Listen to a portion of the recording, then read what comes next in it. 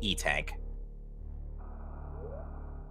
Yeah, the damage boost backward is one of those things that's in logic on hard, but not normal. Indeed. Now, despite the extra checks, it's not too often you see runners go check them immediately. So we're probably going to see both runners zip straight into A Link to the Past. I see we have somebody having some love for the Gray Samus sprite.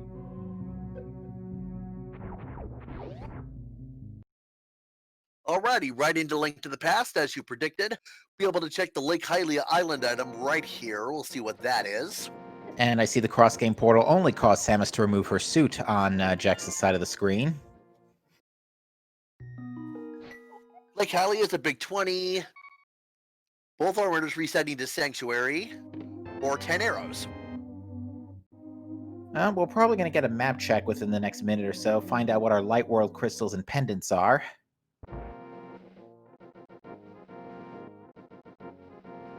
So the only real option from here is Kakariko, correct? Pretty much. They also have Link's house once they're done, but that can be after Kakariko. They could easily do that later. I had forgotten, there's the forest up in this area too. There's a couple there. Yeah, there's 2 checks here. Bush crab drop is just green rupees, and one of the tree poles is small magic. Yeah, that would be the tier 3, because for whatever reason, the combo randomizer after killing an enemy defaults to the tier 3 tree pull if you start in Super Metroid. So it will be easy to set up the tier 1 and check on that later. 300 rupees on the Lumberjack ledge, no need to worry about that. Aga 1 is not dead though. We might possibly need it for Dark World access. Or Hammer/Moon Pearl on the pyramid, you never know.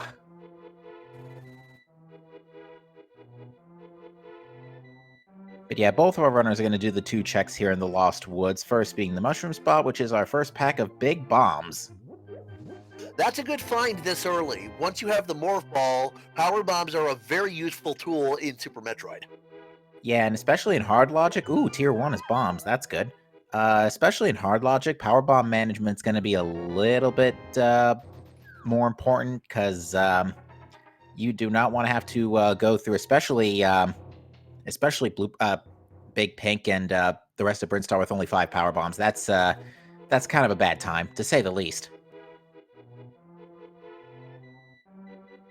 And I think Maniacal is attempting to set up another tier 1 tree pull here off the, well, he was attempting to set up another tree pull, but the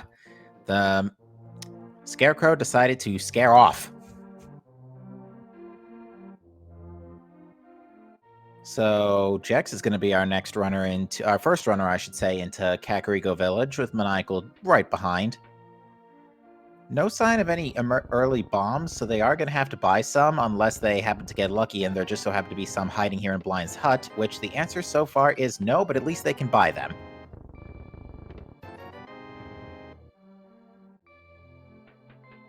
There's a bottle in there too, so a bottle's nice. That'll give them a quick sick kid check.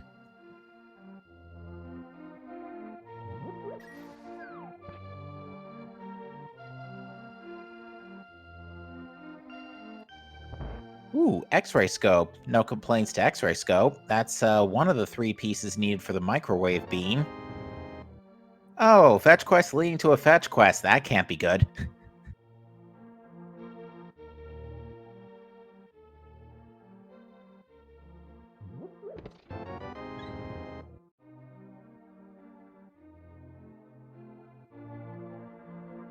Alright, we got a heart piece in the back of the tavern here.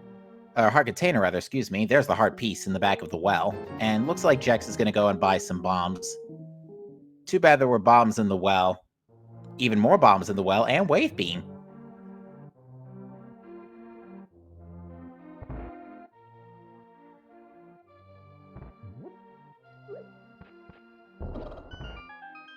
Bottle Vendor has for us our first pack of power bombs tonight, and we had Morph Ball in the well. So Morph Ball 10 power bombs, that is really good news, because that's the basically the easy pink Bryn. Pink and green Bryn, I should say.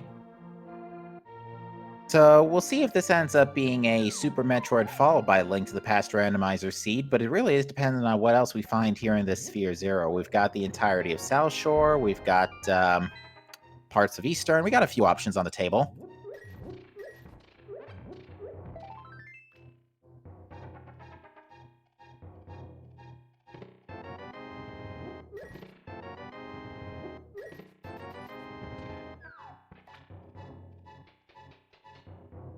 All right, so yeah, right now everybody's just kind of finishing up their Kakariko checks. We've pretty much seen all we need to see there for now. We're going to finally get to see the library, which we'll see if there's anything boots locked in here. And I completely blinked and missed what that was. I'm sure Jax is going to give us a better look. I'm also pretty sure our chat saw it too, so... And it's a heart container. Thank you, chat.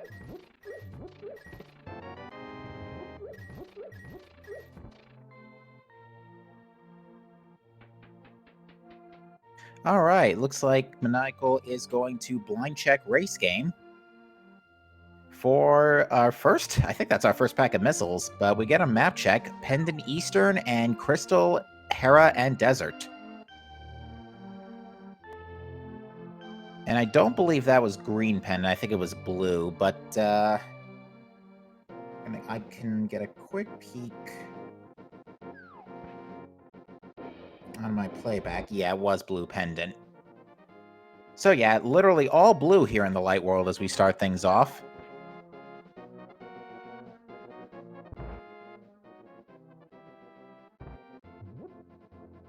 And Maniacal is going to go to Eastern instead of the South Shore. Only a few checks available. There are actually a significant number of checks available here. We got Sahasra's Closet, we got potential green pendant knowledge, we got the first front of half of Eastern. Maybe something that'll prolong our stay in A Link to the Past. Let's see. Green pendant is in Swamp Palace tonight. Ooh, green pendant swamp. That could that'll complicate things. But we get a glove, and I have no idea what was in that third chest.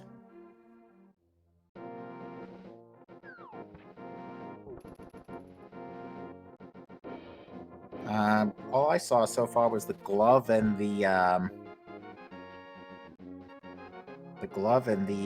red big 20. The other item completely skipped. Oh, wait a minute. Given Maniacal's health, it was... Oh, no, it wasn't a heart container. Oh, 20 rupees? Thank you, chat. Oh, another bottle in the dam. We'll see what we'll see what's flooded in a moment. Early small key, so we can access the rest of Hyrule Castle now. Plus another power bomb pack. Can't really complain about that.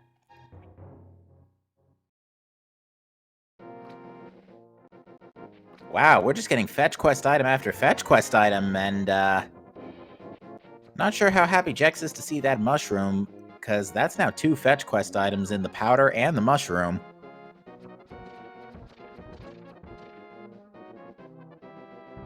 Gonna get our first uncle check of the evening. Maniacal is going to run and check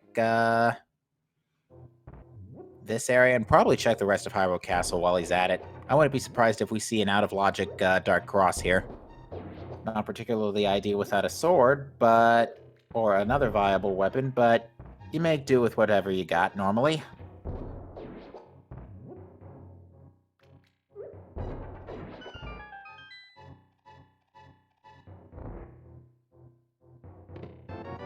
We're getting our first mini Moldorm Cave check, and it contains pretty much all the super missiles that were supposed to be in Kakariko at the start of the seed, with 2 supers right off the bat, another heart container, and an arrow cap upgrade. Other than that, not much crazy going on here so far as we start things off. Glove by itself, now that we've seen Back of Escape, this really isn't doing us any good.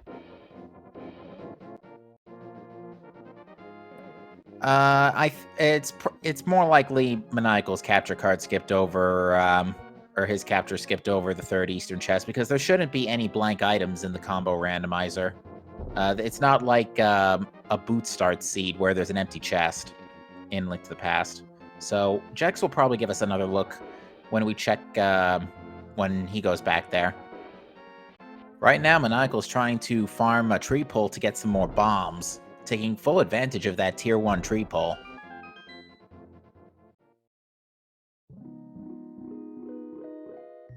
And let's see what is in Ice Rod Cave. It is another heart piece. But yeah, Maniacal's got a full loadout of bombs now, so we're gonna see a bomb escape here. Quite gutsy.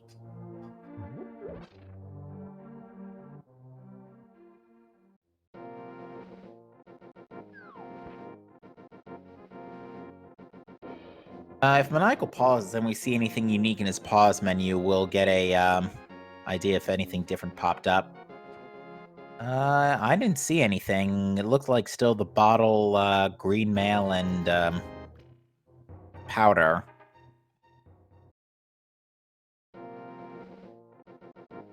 Yeah, Maniacal's making a very interesting play of studiously avoiding the South Shore so far. We have already seen the map and small keys, so all items remaining here in the front of Hyrule Castle are, all chests are items now. But Jex is going to go ahead and give us a look at what was in that other chest we didn't see earlier in Eastern.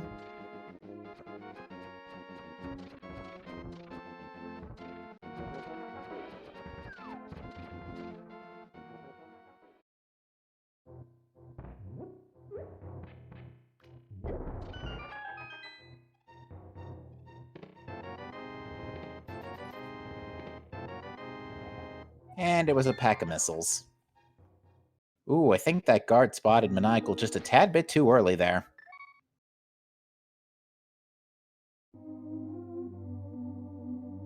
And the single arrow of destiny in the back of Hyrule Castle.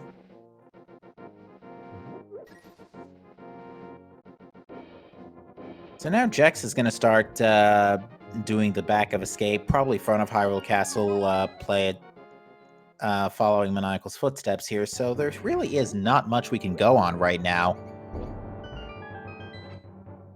Literally just a glove and a pair of fetch quest items, and that's all we can do here in A Link to the Past. So, probably going to be seeing a lot more Super Metroid here in the next few minutes. In fact, it looks like Maniacal's setting up an intentional death warp to check Dark Cross without Lamp. And I would have laughed if that heart piece ended up being a health refill.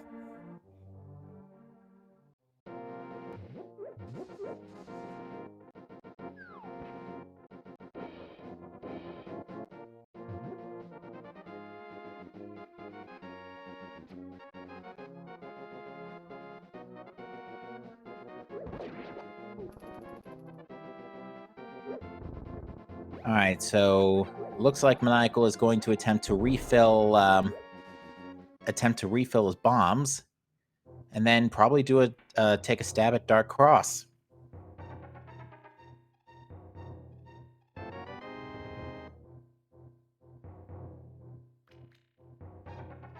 I certainly appreciate the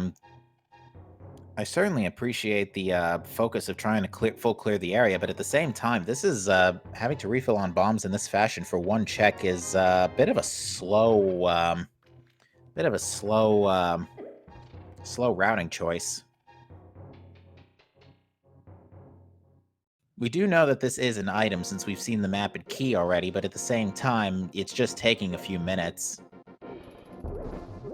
Although it looks like Maniacal is going to take those bombs to South Shore now. So, makes sense to fill them up here, save some rupees. Rupees, which, besides the 300 we saw in the, 300 we saw in the library, really not a whole lot of rupees to play with here. Just about grand total of almost 200. Actually, more like 300 since we spent 100 on Bottle Vendor, so yeah, rupees are not particularly plentiful as we kick things off here.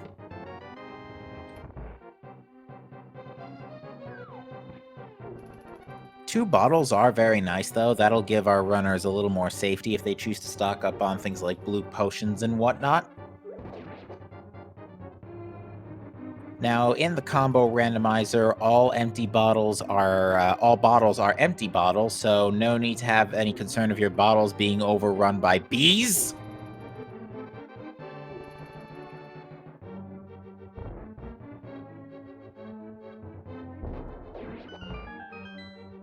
I do actually think that glove... I can't remember if that glove lets us check Mushroom or if that's technically like Sphere Zero type-ish availability. One way or another, neither runner deciding to check it right away.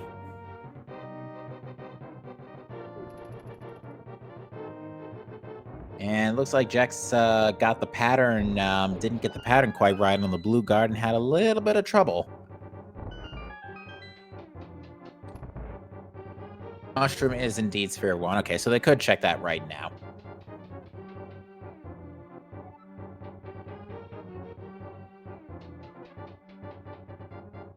And it looks like Maniacal is choosing to save and quit and not check Ice Rod Cave or attempt to fake Flipper to Zora. Which honestly doesn't make any sense to do since you don't have Moon Pearl to Water Walk and you could only check really one or two things. A sphere to answer question chat, a sphere in randomizer terms indicates what becomes open upon picking up the previous item. So, for example, Sphere 0 is pretty much anything you can access at the start of the game. Sphere 1 is the next items you can access after picking up the Sphere 0 item that opens the game up, which in the case of this seed is basically just Morph Ball, that's about it. So everything behind Morph Ball is essentially a Sphere 1 check, if that makes any sense. But yeah, Maniacal is going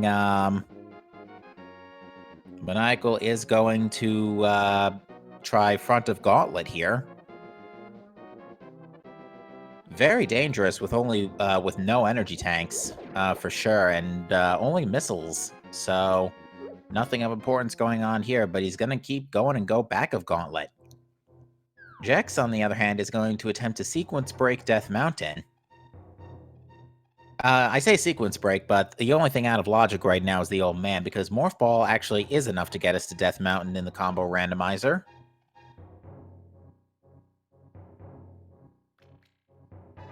So this will give us a little bit to work on. We can also check things like Norfair Business Center. That would be the Silver Arrows of Destiny, which are certainly nice to have. You never want to have to worry about Master Sword Silverless Ganon if you can help it.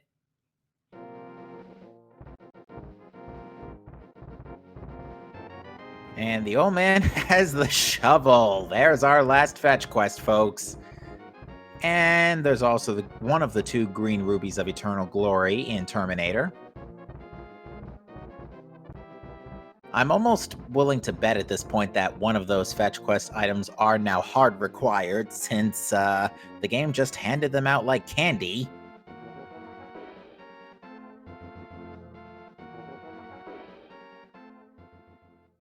Looks like a shield on Spectacle Rock, but inside is another pack of missiles.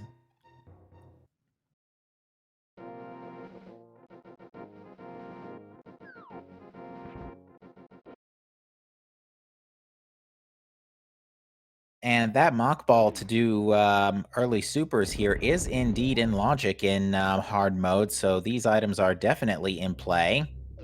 And looks like the only thing of note was Grappling Beam, which that actually generates more questions than answers, but there are Titan's Mitts in the high jump area. Followed by a blue rupee. So early Titan's Mitts. That brings up a lot of questions, and there's an Ice Rod in early supers. So Titan's Mitts, Ice Rod, Turtle Rock's a pendant. We do still have one pendant unknown right now.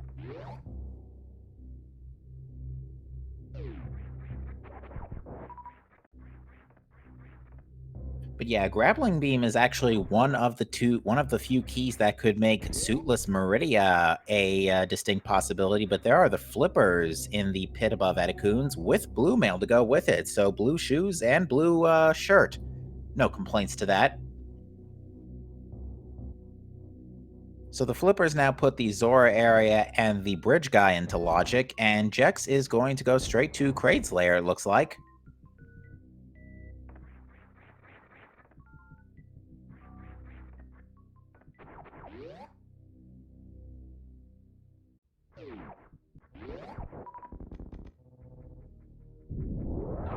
It is Green Brinstar, but we did still find blue toes and a blue shirt, so... At least Link will be blue.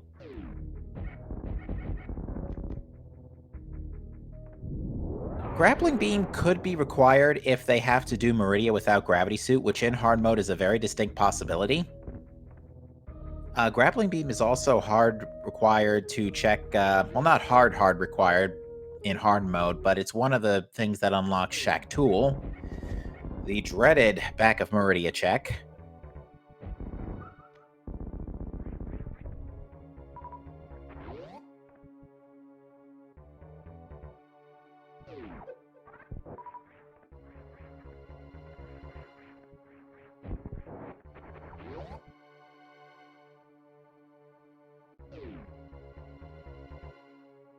And Jex is going to be our first runner to Kraid, but Maniacal finds half magic in Big Pink, a lot of convenience items showing up, and we're just now starting to have our progression come to life here with indications of where to go.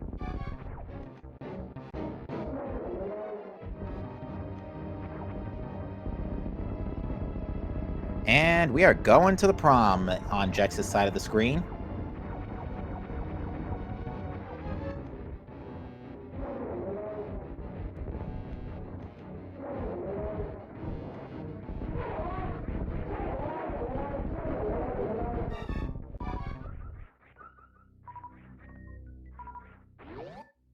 And what did Kraid have for us today? The answer to that is the Magic Cape.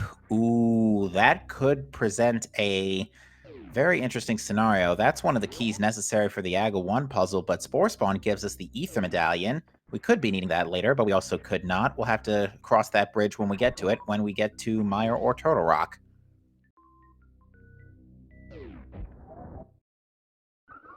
Oh! Kraid Jr. just had revenge for the death of his father.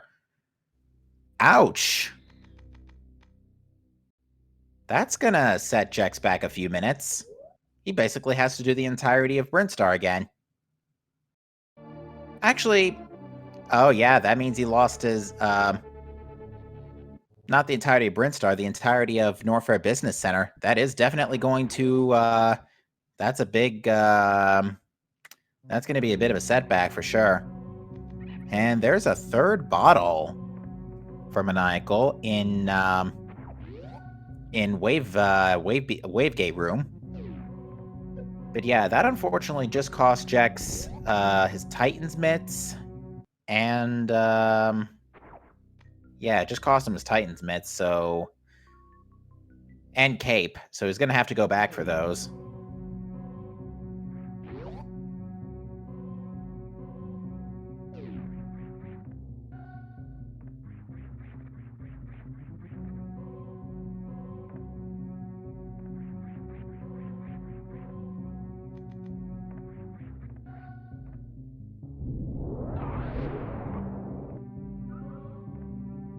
All right, Jex is on the way out of Bomb Terizo. Don't think anything noticeable came from that.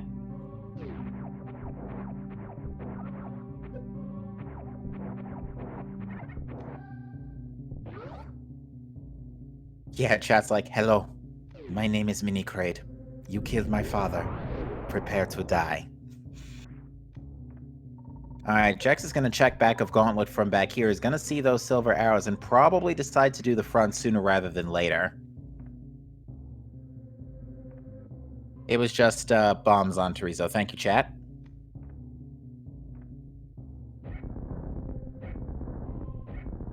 And Grapple makes this X-ray check here in Red Tower a nice, easy, painless check for Maniacal. Well, mostly painless. He's still got to make sure he doesn't land in the spikes, because those still deal like 60 damage suitless. And I am now joined in the commentator's booth by Professor Render. Professor, how are you doing this evening? Mic check 1, 2. We hear you loud and clear. Okay, I'm doing very, very nice. Thank you for taking a minute out of your busy Sunday to join me up here in the booth. Although it's a Monday right now. Oh yeah, it is a Monday. Sorry. Yep. The concept of time has kind of just been lost to me over the last few months with the way things go in the world, so it happens. Also grappling hook. Yeah, we had Grappling Beam relatively early. It was actually in behind Speed Booster Brid. Yeah, Jex just picked it up. Unfortunately, Jex took a death to Kraid Jr. after getting Magic Cape off of Kraid. So he had to back up, had to backpedal a little bit here. Maniacal, meanwhile, is going to be our first to check Spazer. Manages to get back up nice and smooth.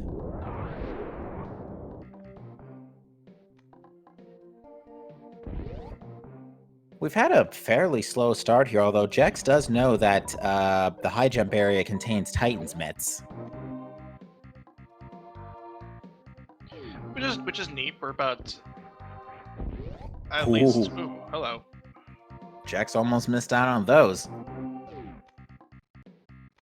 And some sweets too. Blue mail.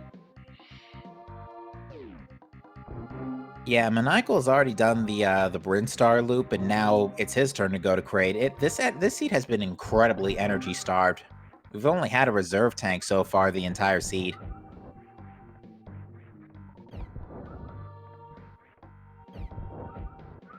So they have a few options on the table. They have Rex Ship, since they have Grapple. Flippers are always required? Not necessarily. Flippers can be not required if Swamp or Ice are completely not needed. I think it's a both case where if they're pendants, then if both are pendants, then they don't need to be required. Yeah, unless they like lock East Dark World access until you have East/West Dark World access elsewhere, then yeah, flippers have the potential to not be required. And we do know Swamp is a pendant today.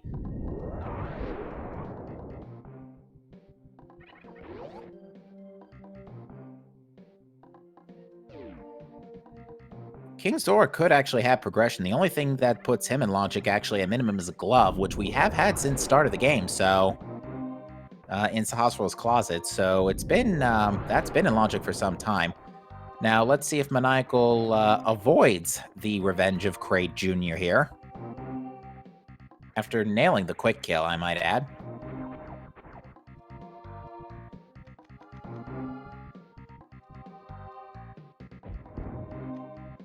Yeah, nicely performed by Maniacal. Yeah, no vengeance today. Looks like Jex is electing to farm up a little bit of extra ammo and health before picking up the Ether Medallion.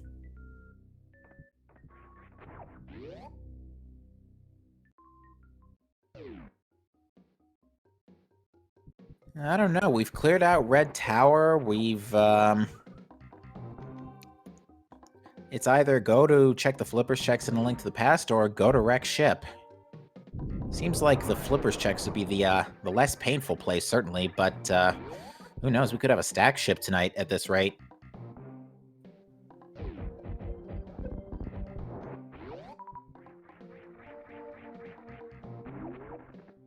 What are you thinking we could see in the sea tonight, Professor?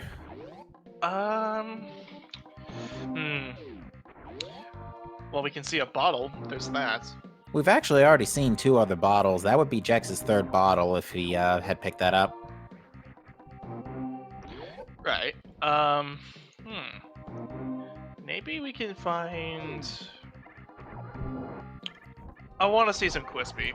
Want to see some Quispy? No complaints to that. It should also be noted they have all of the fetch quest items. They have Mushroom, Powder, and Shovel. Well, Jex has Shovel. Shovel was on the Old Man, which is out of logic currently, no lamp. But they found Mushroom and Powder in Sphere 0. So they have all of the fetch quest items already. I'm still banking on one of those being required at this point, considering how early the game just handed them to us.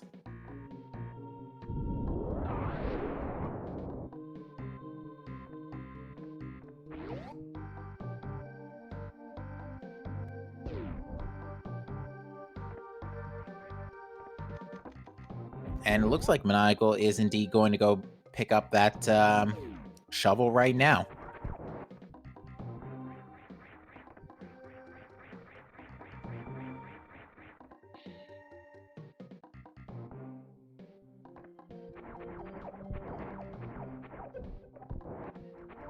So let's see where Maniacal decides to go after rescuing the old man, because it's either, again, Flipper's Checks or Wreck Ship. One is better than the other for sure. Wouldn't that be Rush Ship? I was leaning along the lines of Flipper's Checks. It's 5 checks, although a little bit money starved for one of them. Yeah, only about 298 rupees short. Yeah, unfortunately, I don't think they're going to be fighting Angle 1 for the 300 on Lumberjack, unless it's required for Dark World access, so not to mention we still need boots. Yeah, we do have we have one of our Aga puzzle pieces, which is that cape. Yeah, that's the only puzzle piece we've gotten so far. The seed, again, the seed's been really just spoon-feeding progression items to our runners so far, because now we've got the Flipper's Checks and the, we've got the Flipper's Checks, although we haven't seen the front of Eastern yet. Both runners elected to skip that. What's the shovel lead to us? Junk. Money, just typical money. Seems like. Although money's not too bad given the circumstances, considering that, again, Maniacal's probably starting to think about Zora with the flippers in tow. Yeah, if we can get some money coming up here, then we'll get Sora on board. Runners I do not believe checked Old Mother Brain. I think they just went to Terminator and then went straight to Brinstar.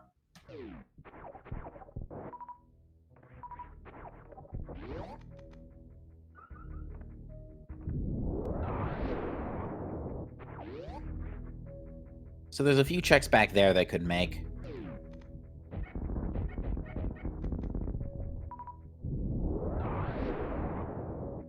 Checking the man to eat the bridge, it's just a hard container. So yeah, they're running 9 Hearts Blue Mail now, so if Dark World Access were to just fall on their lap, they would be pretty cozy going through the early Dark World dungeons. Although, we are literally just besides conventional Dark World access, so Moon Pearl and like a Fire Rod or almost available for starting to do some work in Ice Palace. How's that for 20 minutes into the seed? 30 minutes into the seed. Yeah, Ice Palace is something that you don't normally see, like at the very start of the game. If you're doing something like a if you have a mid Dark World access like this. Oh, there's another shirt. So 30 minutes red mail. That's nothing they're gonna complain about. Oh no. If you're getting red mail this early in the game, then you're pretty much just saying, okay, yes, I'm gonna take no damage whatsoever. And Maniacal did not get the money he was seeking before getting to Zora, so that 5 arrow capacity is the last check he's going to be able to make for a bit.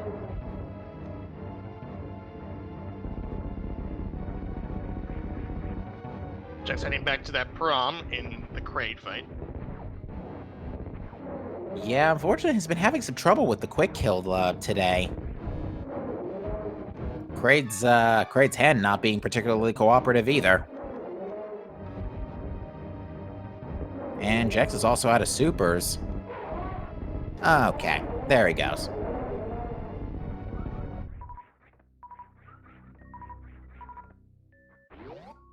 Alright, Maniacal's gonna check the mushroom now.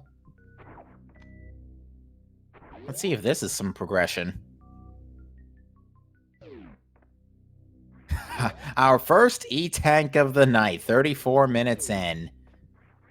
That E-Tank is actually pretty important because that's 2 energy tanks total with 1 reserve. So that is technically enough to hell run to Crocomire. And yeah, we're definitely not going to say no to a heart container here, or a E-Tank rather. No, it's the game with the game being as starved for health as it's been now. It's you're gonna take as many as you can get.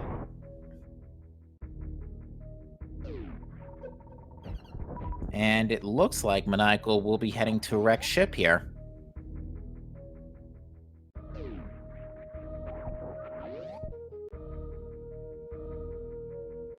And it looks like Jex is now fully out with that crate kill in possession.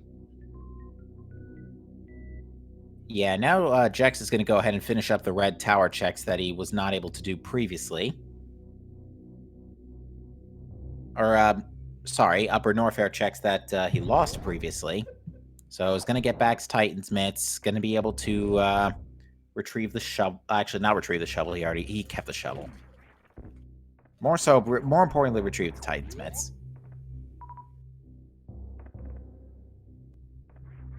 Not much going on so far in the moat, just under the sea rather, just $20.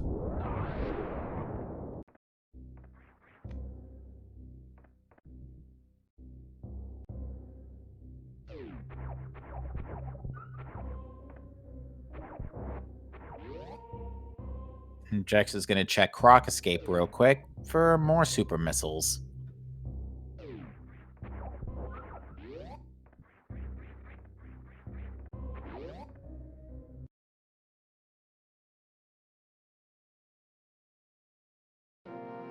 Spooky missiles tonight is just a hard piece.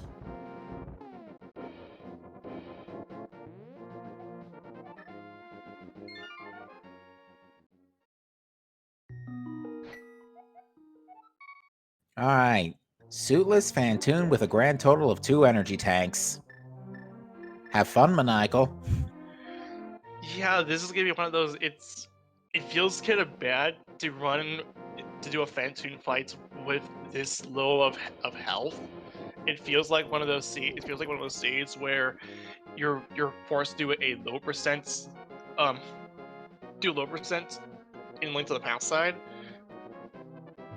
Yeah, this and especially considering that we're basically down to here and here in Crocomire, that's about it.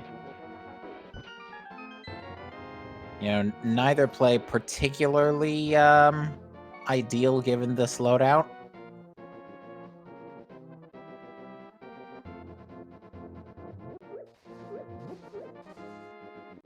But this is hard logic, so if by extension you would need, the logic does expect you to know how to hell run over to Croc. Pretty much, and Fantoon is actually giving Maniacal a bit of a hard time. He's down to 50 plus the reserves, so this could be trouble here. But it looks like he got a nice health bomb off the flames there. He's looking pretty red though, so one more good super missile should do it. Nice. Very well done given the circumstances. Oh, we're getting a desert ledge check here, which is a hard piece. We haven't seen a Gina's cave all night either. This is, given the way these seeds can go, this is probably progression. How much do you want to bet it's lamp? I'm not gonna really bet on this, but it would be kind of rude for it to be the lamp.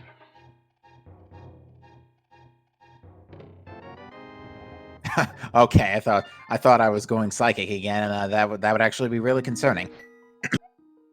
Nope, just some power bombs.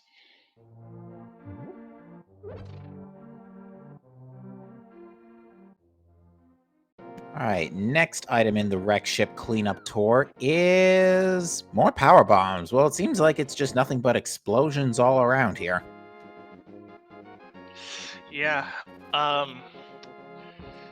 it's kind of hard to comment on this because that's all we really have to do now. Yeah, the seed is just railroading our runners left and right here. Like, we're still missing a lot of the suitless Meridia tools. Like, we still need high jump boots. Ice beam would certainly be nice. And, yeah, it just isn't a good time without those. And yeah, I'm still wanting to looking for Quispy. It's been a while since I've seen a Quispy seed. Yeah, literally our only beam is Wave right now, and that was Sphere 0, so that's all we got so far. Now this check I don't think is in logic even in hard mode. I don't think this power bomb jump that Maniacal's trying to do is expected. For Spiky Room of Death.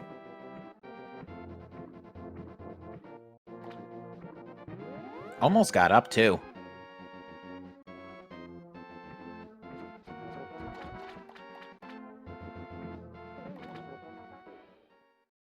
He's gonna run out of ammo if he keeps this up. He's desperately trying to get this. There we go.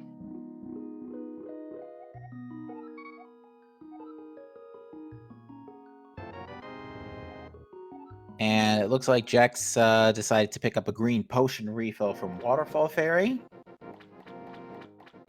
Just in case you, like, have to potion glitch pot or something, it's not a bad idea to have an actual potion in your inventory. Now I forget since I haven't really paid attention. I remember hearing that the bottles are empty by default. Are the waterfall fairies also static? Like the fairies in the waterfall and the pyramid are static?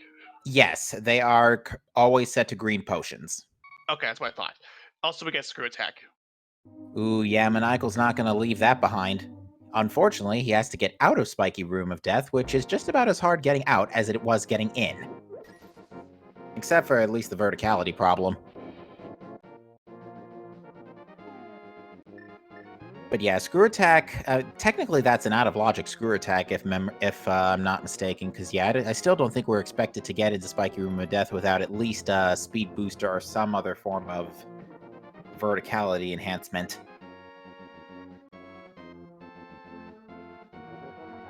Or gravity, of course. The fetch quest items have just not been providing for us either, which is very unusual considering how early they popped up. Yeah, and the only thing that denotes really was Juxfrock picking up, or well, the mushroom having the E-tank, which we can hell run over to Croc with that. Yeah, we have really not found anything of exceptional note here in Wreck Ship besides Screw Attack, and even then, Screw Attack doesn't necessarily open a lot. It's more of a convenience item.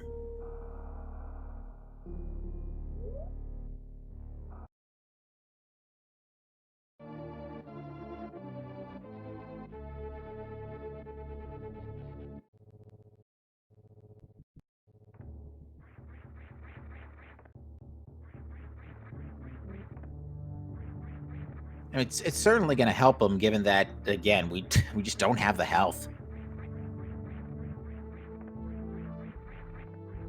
Screw Attack is one heck of an offensive weapon, though. To be fair, that's missiles. Wow, what is this wrecked ship? Are we literally just going to get spoon-fed one progression item in here? Or it could just be nothing like it was the last time I tuned into one of these for a prolonged period of time. Yeah, honestly, I can't think of many other places we could go, though, is the only problem. We can't do King's Tomb without Pegasus Boots. Dark World is still out of play. We might actually be expecting a logical Hell Run to Croc here, with the bare minimum of V-Tanks provided. Or King Zora.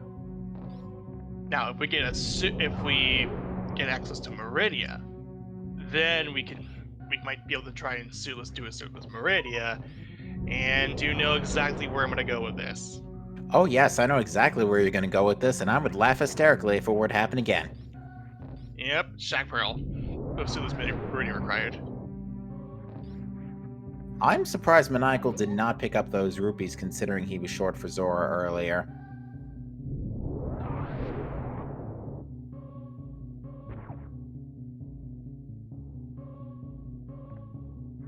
And unfortunately, with no verticality enhancements, Maniacal's got to check missiles in the sky the hard way.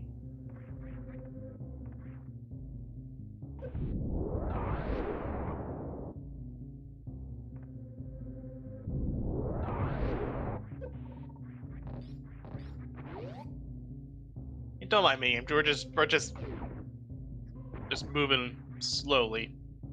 I don't mind. I got this bounty huntress on my head. I'm just gonna casually just waltz along the screen and lead to our first can fly of the night, bombs. Oh, and up and missiles in the sky. Yeah, it's just Rude. And at least they'll be able to preserve their power bombs for a little while longer.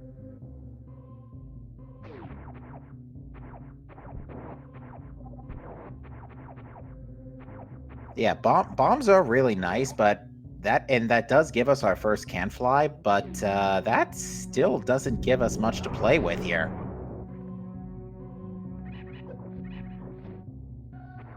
time to go into the bowling alley lanes,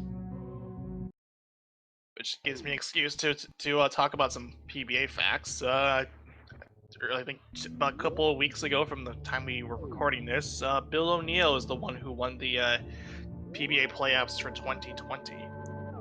The Ooh, number very 2 nice. seed. Beat Anthony Simonson 2 games. It was 23 to 20, 235 to 203, and then 249 to 105. Ooh. Fantastic scoring indeed. Although I gotta give credit to the bowling alley in Metroid Prime, I think it's a lot more handicap accessible because it even allows the elders to bowl while sitting down. Impressive.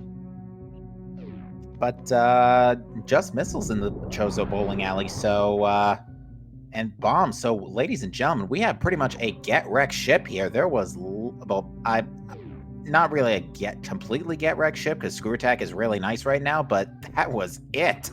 Screw attack and bombs, which bombs by themselves really aren't going to do us that much good besides a can fly.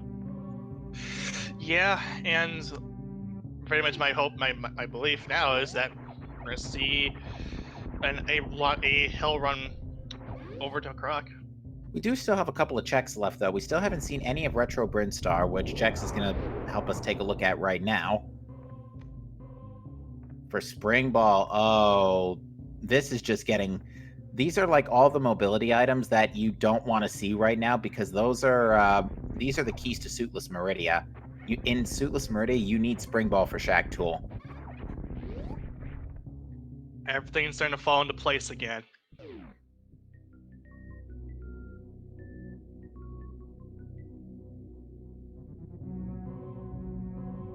We'll see how this plays out. Maniacal is going down, heading down Red Tower now.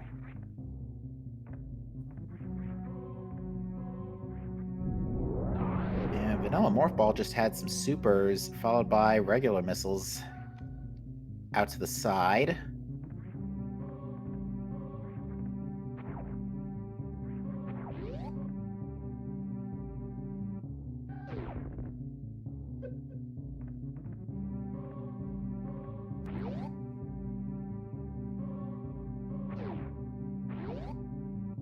Hey, there's some money. Finally, Alpha Power Bomb's giving us a 3 hundo and another energy tank, so now we can hell run to Ice Beam.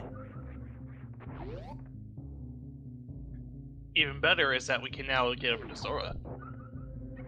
Or at least get the Zora item. Yeah, it's about time. Zora's been in logic ever since the glove, which was a Sphere Zero check, so that would be horrifying to these runners if they in fact did have to grind up money for Zora.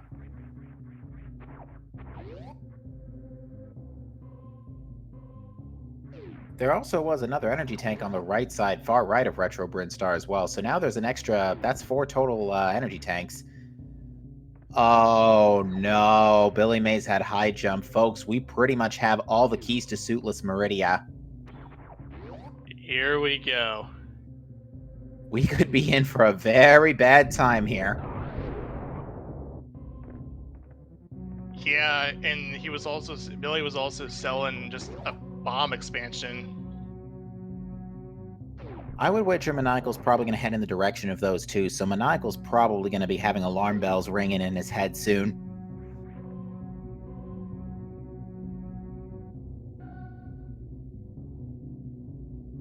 I do remember one particular seed where it was a gravity suit in Meridia, but it was literally the post-spot wound check right after you got in from the Ice Palace back door. So, I mean, you could call it Suitless Meridia, but at least it wasn't a long Suitless Meridia.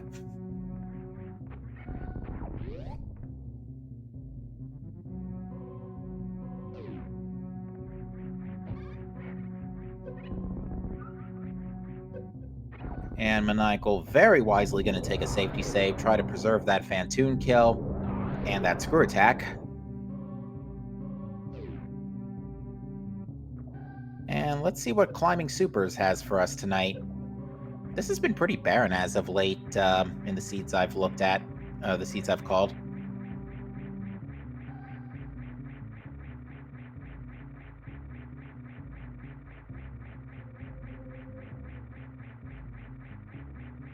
Just a heart container.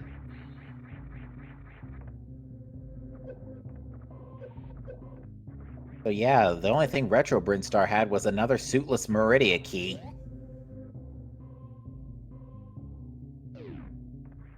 Unfortunately, since Maniacal did pick up bombs, he's got to fight Little Bird.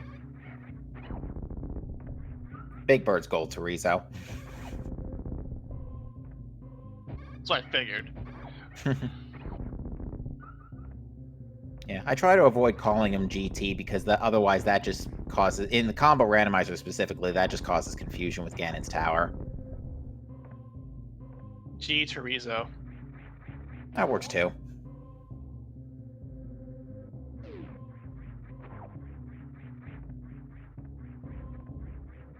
Alright, Maniacal. Let's see where he's going. He's gonna check 230 missiles.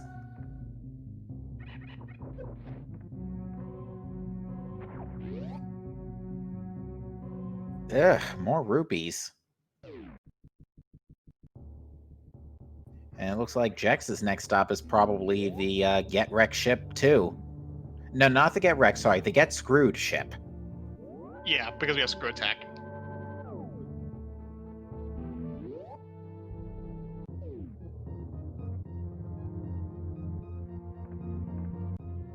Yeah, they Yeah, may but have had.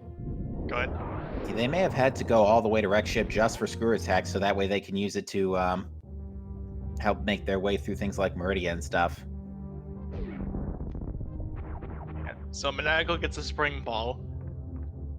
Once he gets over to Billy May's room and finds out that not only he's selling a bomb capacity, wait, there's more possible more likely more pieces to Suitless Meridia.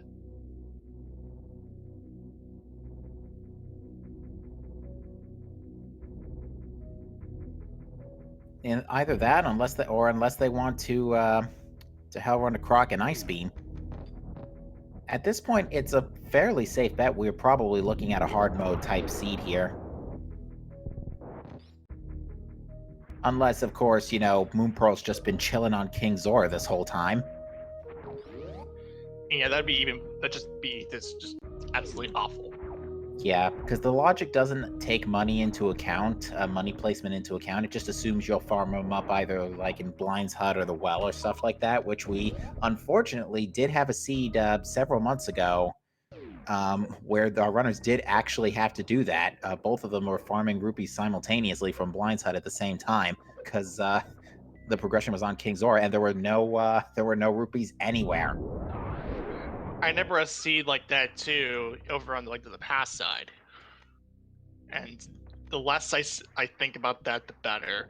So Maniacal gets the high jump boots.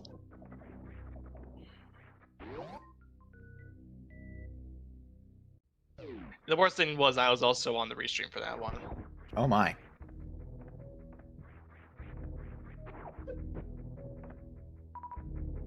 But yeah, given that we're already an hour in, we really still don't have a blatantly clear path of where to go here. Like, there's plenty of hinted suggestions, but they're all really bad.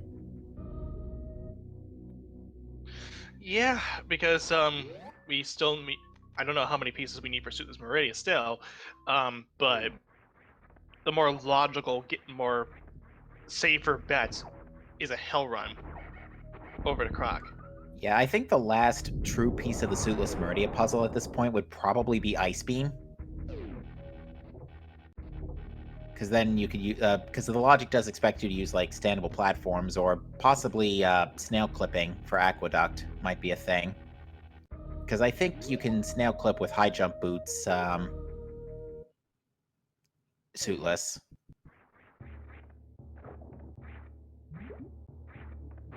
So now Jex is going to head into the Get Screwed ship. Chat's betting Zor will have Hammer and Magic Bat will have Moon Pearl. That would be pretty disgusting.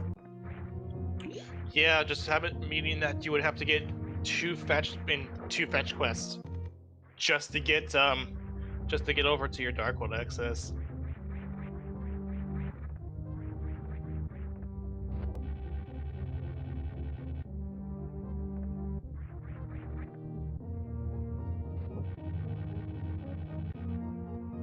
Alright, where's Maniacal going? He's going back to Upper Norfair. Let's see what he chooses to do here. This might be the Hell Run. Probably.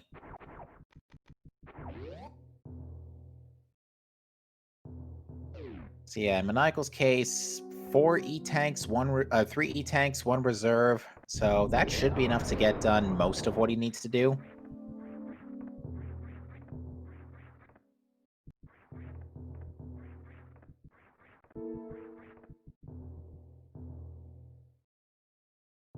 But let's see.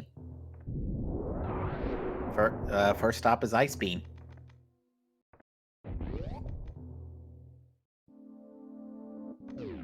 Or not. Crumble Tower first. Makes sense. It's almost Just like 20 Maniacal. Good. Nah, you were gonna say 20, but it's almost like Maniacal wasn't expecting to pick that up anyway. Yeah, it was just 20 rupees over in the Crumble Tower. Good, now go. Yeah, the less you're in Crumble Tower, the better when you don't have a Varia suit.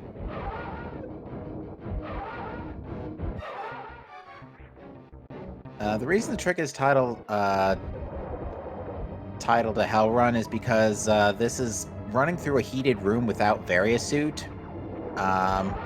So you're constantly taking heat damage for our first Sword of the Night. At the 57-minute mark. And that's only more alarming for the runners now because we only need one more item for AGA 1 access for potential an AGA 1 Dark World seed, and that would be either another sword or a lamp.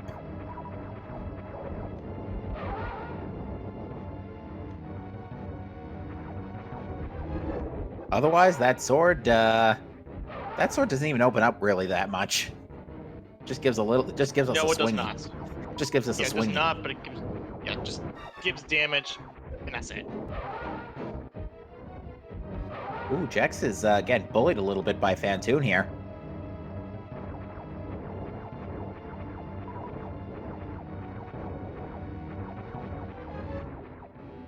Tank a little.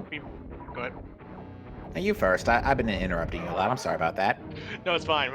I was gonna say though, it should be more than doable because we have 3 energy tanks in reserve, which proves my case here. It's just a Fantoon kill for Jex Rock.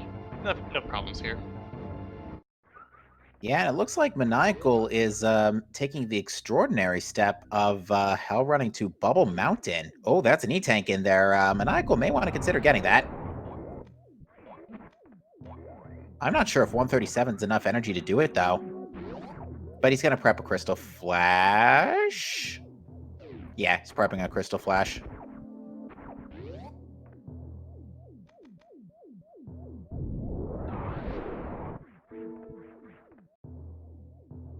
Worth it. Yeah, that's going to help. I don't think that energy tank is in logic, though. I don't think our runners are expected to pick up refills on the way to Bubble Mountain.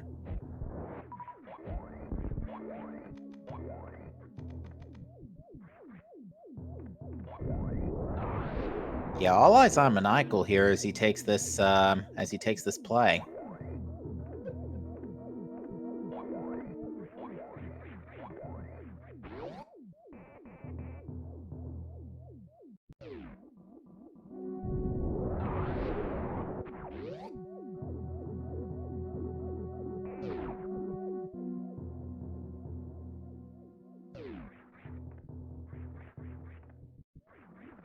Alright, it looks like, Alright, Maniacal's gonna take the energy refill here, a wise decision, and it looks like it might be down to Croc. Yeah, really, if this pulls up the ice beam, then we might just have to go do Stulis Meridia. Yeah, let's see, Maniacal electing not to take the safety save and, go straight down. Here we go.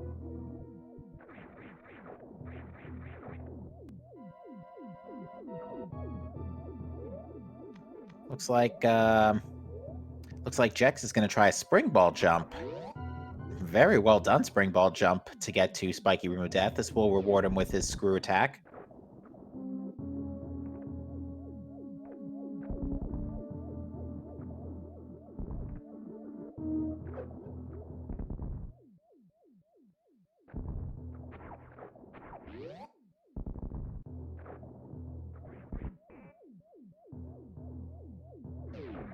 So we got missiles on the side where you knock down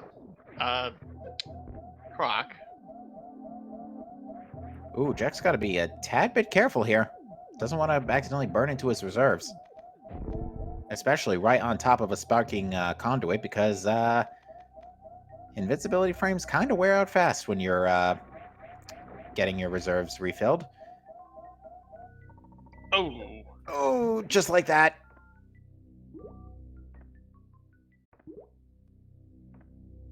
Yeah, guy wants to be real careful now, and he's going to want to preserve that screw attack. And yeah, Jack's making the decision to turn off those high jump boots, which is really really not a bad idea, because high jump actually makes this harder. Okay, these spikes don't actually do a lot of damage, to be fair, but yikes. oh, and down goes Jax. I do believe he saved after, yeah, he saved after Fantoon, so it's not a huge loss. Yeah, no harm, no foul.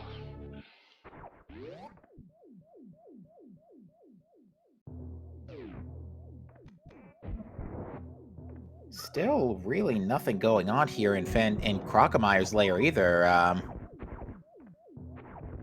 At this point, unless something is actually in Meridia, I'm starting to think we might have progression on Zora. Yeah, Zora is still up for grabs here because of the fact that Maniacal was going to do the flipper checks, did not get enough money to get through over to Zora. Now, we actually might see some interesting developments here, because Jex has actually decided to orphan Spiky Room of Death, and that's gonna literally screw him out of screw attack for the majority of the seed. If it's hard required, he's gonna be in a real pain coming back for that. Yeah, and that was a pretty big gambit from Maniacal. I'm not using the word gambit correctly here. Yeah, tried to use the grapple strats, couldn't quite pull it off, so now he's going to do the IBJ. What even is up here?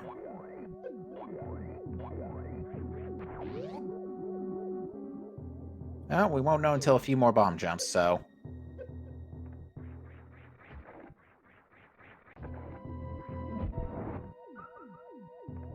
More missiles. So, Croc was pretty much barren. It's Zora. Pretty sure it has to be Zora at this point. I think you actually do need Ice Beam to clear, I think you do actually need Ice Beam to clear, Main Street. Oh, here's Ooh. Charge Beam. Okay. Not strictly required anymore, but, nice to have. That's two for Quispy. Yeah, 2 for Microwave. We only just need Plasma now.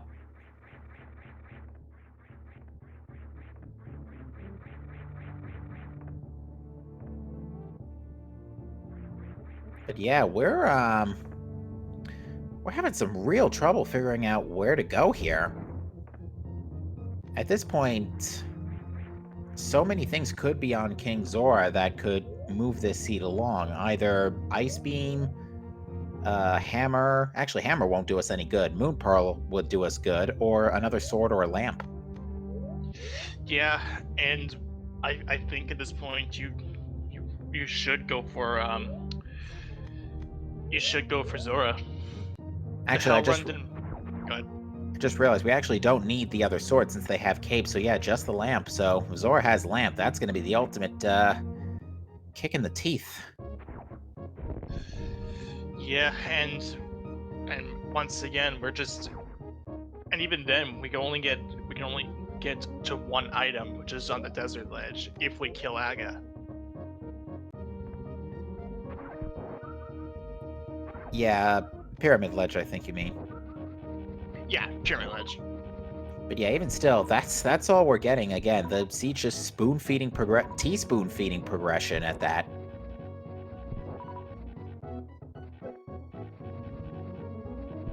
Getting flippers early does point to Zora, but Glove is also enough to put King Zora specifically in Logic, and we had those way earlier. Those were in Sahasra's closet. Which, something else that we've been overlooking, the first few checks of Eastern have not been looked at. Not to mention too, we're still looking for. Wait, we saw just one of the Bubble Mountain checks, which was just the super missiles. I think that was the other part of that whole thing. Absolutely nothing in Bubble Mountain Reserve. Sheesh. So I think it's Zora. It has to be Zora. Yeah, it pretty much has to be Zora, because I don't think we actually technically have a 5th logical energy tank yet for this for the Bubble Mountain Hell run, because I don't think the Cathedral-y tank was expected to do it. But Maniacal's gonna check Speed Booster anyway. Might as well, you're right here. Uh-oh. There it is. That's not good. Yeah, that's a lamp. So that puts one check in Eastern into Logic and Dark Cross on top of Aga Access. That's it. Oh, and Maniacal's a little short on health again, so elects to perform another Crystal Flash. It's a good thing he's been able to do both of those. Unfortunately, he didn't have enough speed to clear the blocks.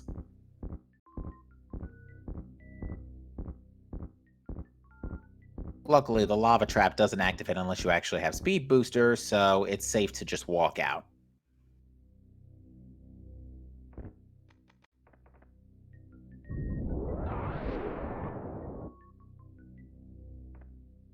Maniacal's gotta wait for his missiles to refill before the enemies start deciding to be a little more cooperative with the health drops.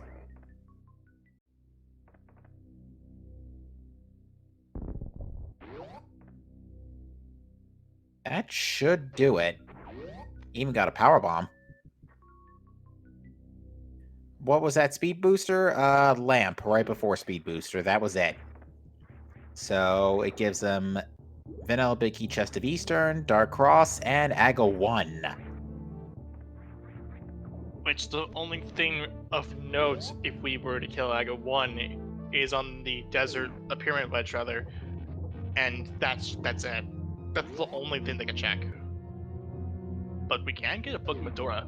Ooh, book is nice. That actually gives us the front. That actually potentially gives us. Although I think that lamp is still out of Logic, so I mean, still it does let us potentially full clear desert if it's not boots locked.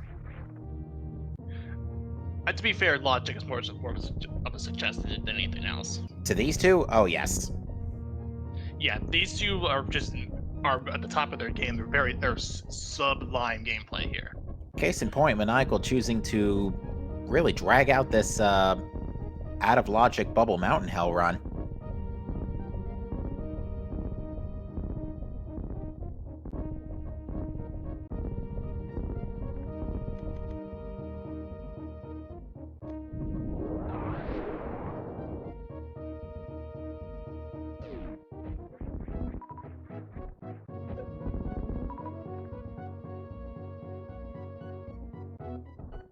Yeah, Maniacal cutting it real close here. How's the But debris feel here?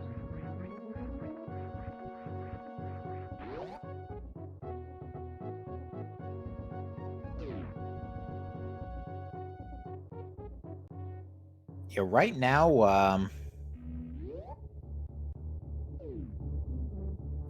yeah, we're just gonna have to wait and see.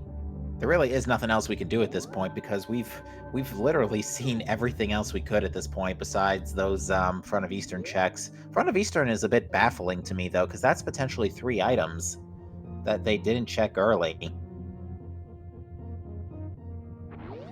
I'm really surprised they decided not to. To be fair, their only armaments at the time were bombs, which wouldn't have been necessarily brilliant for Eastern, but at the same time, this is just a really bizarre seed. Okay, so now we're back into Link to the Past. Yeah, both runners enter switching simultaneously, so this might be a bit of an equalizer here. The only difference is Jex doesn't have screw attack. That's pretty much about it. And charge beam, but charge is also a suggestion at this point. Right, and Jax may be the one player to just head over to that eastern area right now, and while Maniacal looking just to head over to desert. Just looking to take advantage of what he found out of logic within Bubble Mountain. Yeah, if say boots were required for if it's like boots on the pyramid or something and Moon Pearl on the desert ledge torch, that's just not going to work. You still have to do AGA 1 regardless. I'm trying to think of a scenario where finding something particularly good in desert would prevent you from having to do AGA 1, but I'm just not seeing it.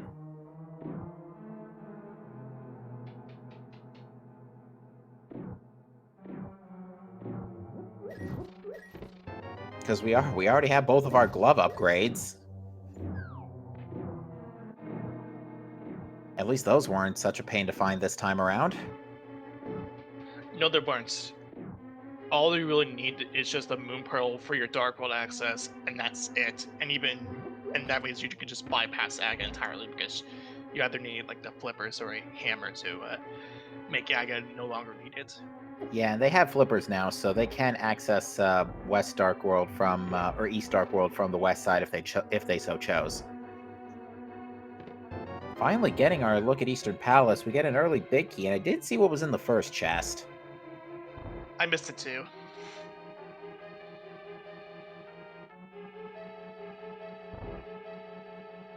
Chat saying it was a compass. That's right, it was a compass. Good call, chat. Okay, so there's our big key. All right, so Desert Palace, the boss is not boots locked.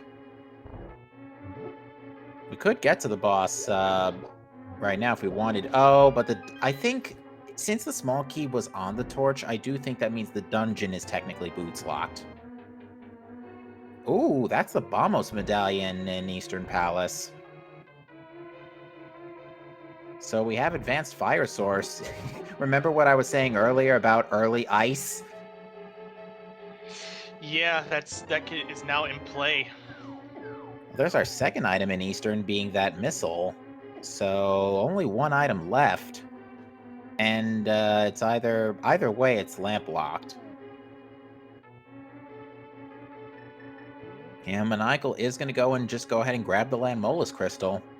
Makes sense, but unfortunately, that means if Landmolus, one way or another, there is an item on the east side of desert that is going to be left behind. Right, because we have no boots to even get over to the east side of desert. Something tells me boots are going to play a significant role here, not just the torch. I'm thinking like we might have something important in Bonk Rocks at this point, considering that they technically lock desert. And ooh, Jex could not make it to the vanilla big key chest. Now taking a hit by the anti-berries look like. Yeah, that's the one downside to Jax not choosing to not Hell Run to Bubble Mountain to Hell Run to Bubble Mountain, albeit out of logic. Still no lamp. All right, now where's Jax going? Oh, he's back in the mountain. He might be headed to Norfair. Yeah, I think he might be thinking about doing those Hell Runs. Yeah, Doesn't and have the sword, so yeah, can't even do Aga 1 yet. I'm surprised he didn't go to Zora. and there's our map. We could, while we do get first Crystal Blood, we end up we don't have access to east side of Desert Palace. So yeah, both items boots lock. Maniacal got no progression in there, besides that crystal. Yikes. Yeah, I think at this point you have to go and do Zora. Well, Maniacal's done a sanctuary start, so let's see where this takes him. Might be Dark Cross, actually, because Dark Cross can be reached with the lamp. What are thoughts this might go past 3 hours? Given how spoon-fed we've been up to this point, it is a very distinct possibility, unless, of course, they get to Pendant Swamp Palace and literally everything is in there. Which, given the typical, like the average amount of time you do for a hard logic seed, this for I think the highest level of play, at least, is very uncommon.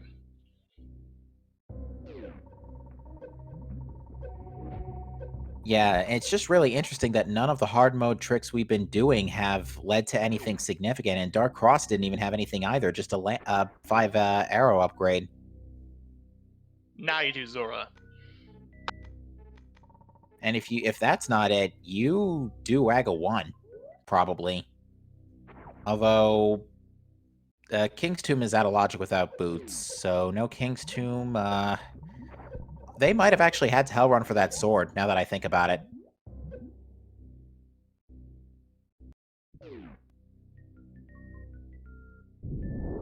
So, yep, it's off to King Zora for Maniacal. Now, what nonsense does the king of all scams have for us this time?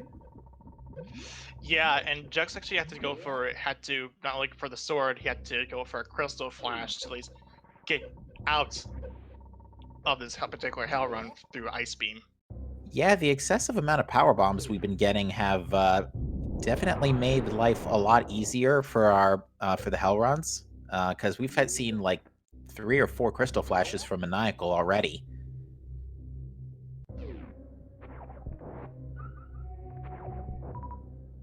So, what have we technically had access to since Sahasrala's closet? The answer is the 5th energy tank for the hell run to Lamp. It's Aga. You have no other choice. You have to go to kill Aga. My goodness gracious.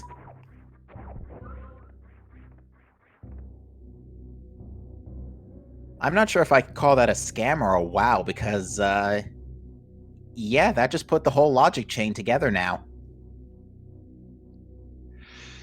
Yeah, I feel like you had to get those flipped. You had to at least farm rupees, or at least I believe farm rupees, to get over to the side and.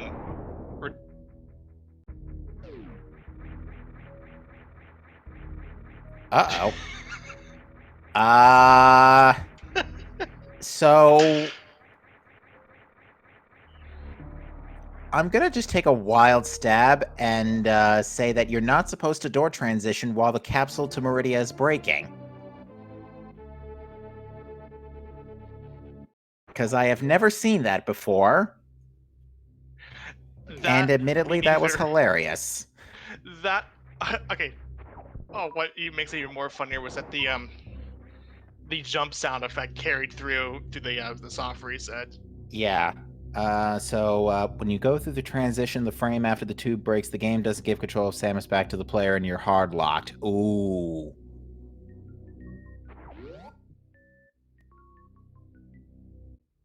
That explains a lot. To be fair, it doesn't look like that cost Jex a huge amount of time. No. So here's something we're gonna see. Now we're looking at we're looking to Suitless Meridia without the ice rod. Or the ice beam rather, sorry. It's the ice rod of Super Metroid, let's be honest. Yeah, that's true. Actually, no, it's not. It unlocks way more checks than one. Well, I mean, to be fair, it's still a thing. It's still It's icy. an ice-based weapon that freezes enemies. All right, what nonsense are we gonna find in here? Looks like Jex is gonna like to spring ball jump up Main Street.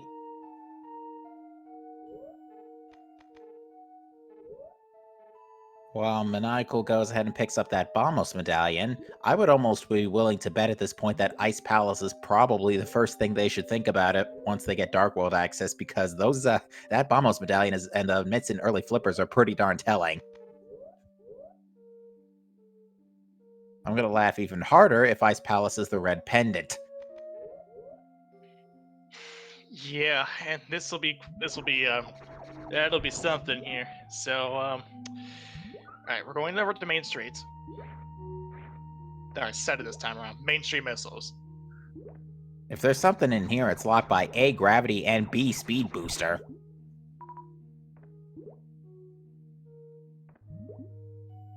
So actually, probably more than likely there isn't going to be something in here.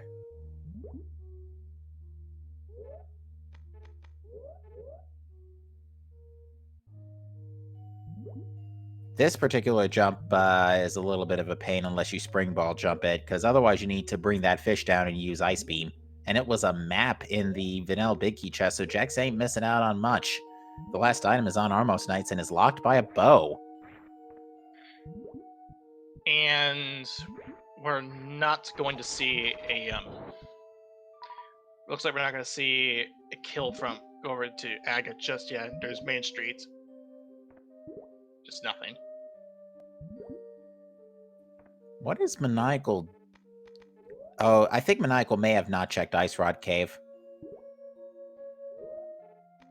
Somebody did check Bridge Guy, and it only had a hard container, and yeah, Maniacal's going to do Ice Rod Cave, because he skipped this earlier, and it's not going to have progression.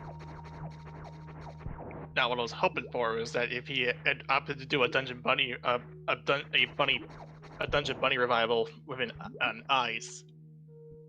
That'd be really interesting if he chose to do that. It's super out of logic. Waterfall Fairy had red mail, that's about it, as far as notable items. The other was junk. But yeah, I think our runners are going to last location progression on last location Aga 1. Although Jex is having very little of a hard time clearing making his way through Suitless Meridia, I should say. Yeah, and from the looks of things, looks like Maniacal might be heading over to that Suitless Meridia side too. He's heading into Upper Norfair. He's just trying desperately, I guess, to avoid Aga 1, which I can understand because right now it's only one check, but right now indications are this is more likely the play. Or Aga 1 might be our progression. 1.5 hours with no Dark World is not necessarily unusual. It's 1.5 hours with no Dark World and no clue as to where it is. Ooh, Maniacal just got one heck of a underwater momentum jump there. Okay, both players are now in Suitless Meridia. So this is going to be kind of a they're kind of meeting up here. So, I think Jex just got sniped by the Red Pirate, and that forced his reserves. Yeah, it did. He got nailed by, like, I think this is just a pixel by that. Yeah. Now, whatever you do, Jex, do not get hit by Mama Turtle.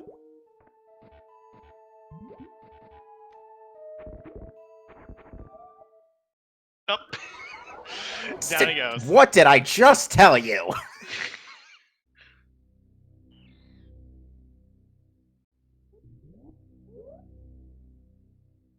Ay, ay, ay.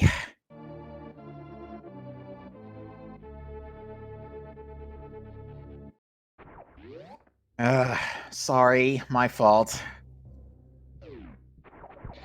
Yeah, but I mean, he got nailed by the he did get nailed by the one pirate just as he was coming over to Mama Turtle, and as a result, yeah, just got nailed. Yeah, I don't know what it is about kids and parents having revenge, but Jax is just not having a good day with this.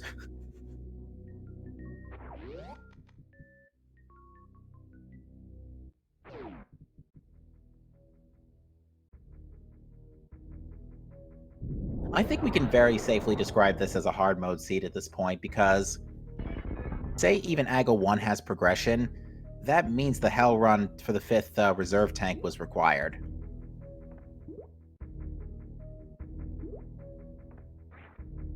Or for Lamp, rather, was required.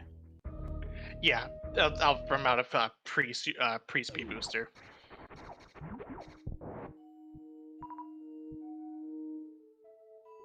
Yeah, this is just this is a trolley seed, no matter how you slice it. And it's even worse considering the fact that you're about an hour and almost an hour and about almost 90 minutes into the seed, and it's still early game. Literally, the only link to the past boss kill they have is Maniacal has is Land Molus, and that was out of logic.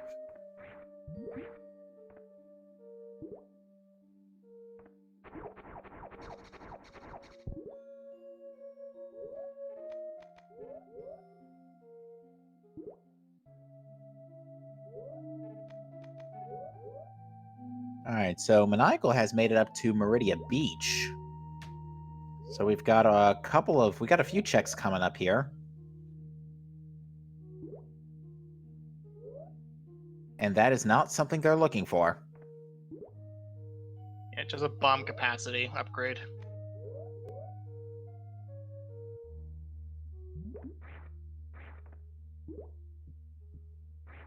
Jax is going to be kicking himself real hard if there was something important in Mama Turtle.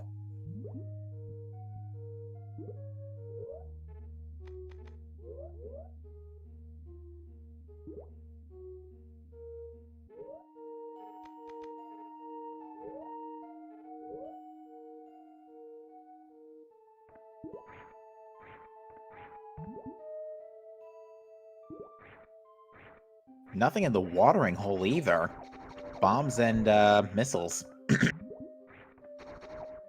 getting more and more close to the fact that we may have to see a Shack Pearl for the second time together. Yeah, and this is over a year later after the first one. Yeah, I remember it was like also my very first time I was ever calming this too. So this will be quite a spectacle if this is the case. But even then, if Moon Pearl shows up, it still shows Meridian required. Absolutely. Yeah, whether or not Gravity Suit could have been found beforehand, that's just for the Pyramid Ledge pretty much to decide.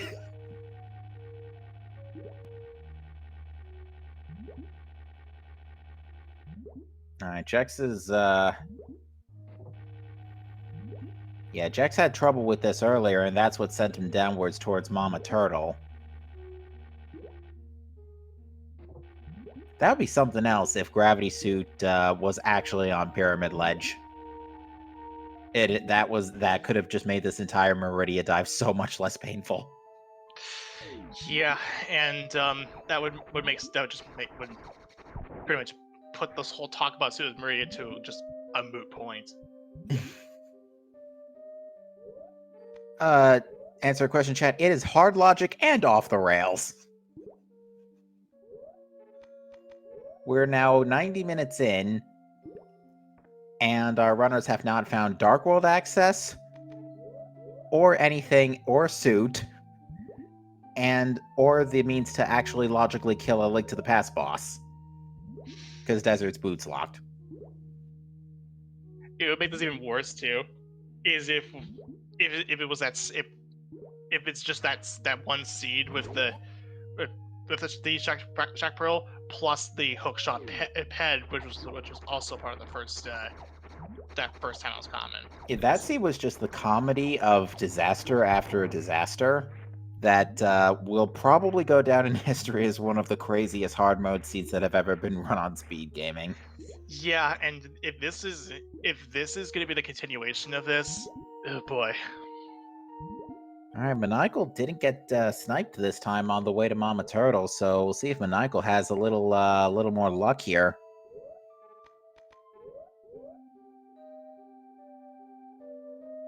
All right, Mama Turtle up top has just a heart container, which Maniacal looks to be zipping past. It's just another reserve tank, and he's going to save Scum and return back to Mid-Meridia.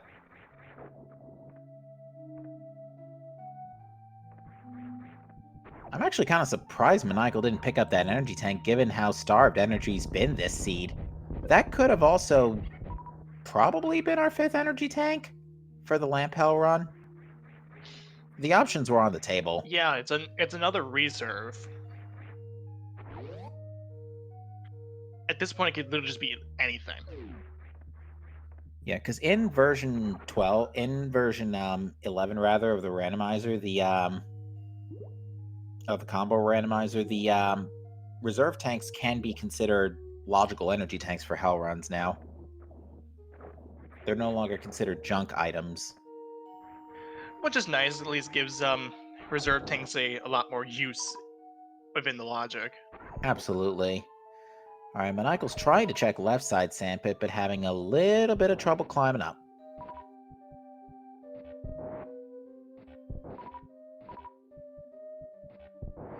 Might be setting up another spring ball jump. Spring ball jumps seem to just be the order of the day here for getting through this suitless Meridia dive. Master.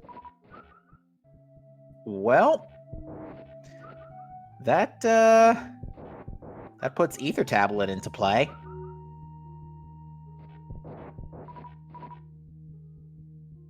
Aga's been in logic ever since we had the lamp. Maniacal might be... Looks like Maniacal's going around now.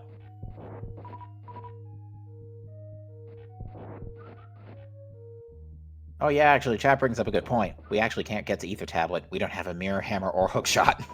Yeah, this goes to show like how dumb this seed really is. It's just like at this point, if you wanted to get that Master Sword, you're committing to one item after killing Aga 1.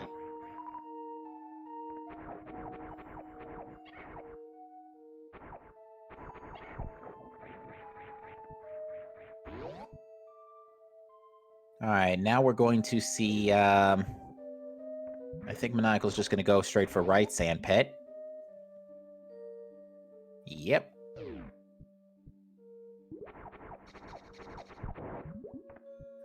Someone in chat saying they're going to laugh if right side is also a sword, which I'll giggle at least. Yeah, I mean, that at least brings them up to tempered. Oh, there's the Oh, okay. Well, that's Dark World access, folks. So yeah, it's not Shack Pearl, but it's still Sue's Meridia required. I mean, Shack Tool could still have something at this point. That grapple beam showed up pretty early.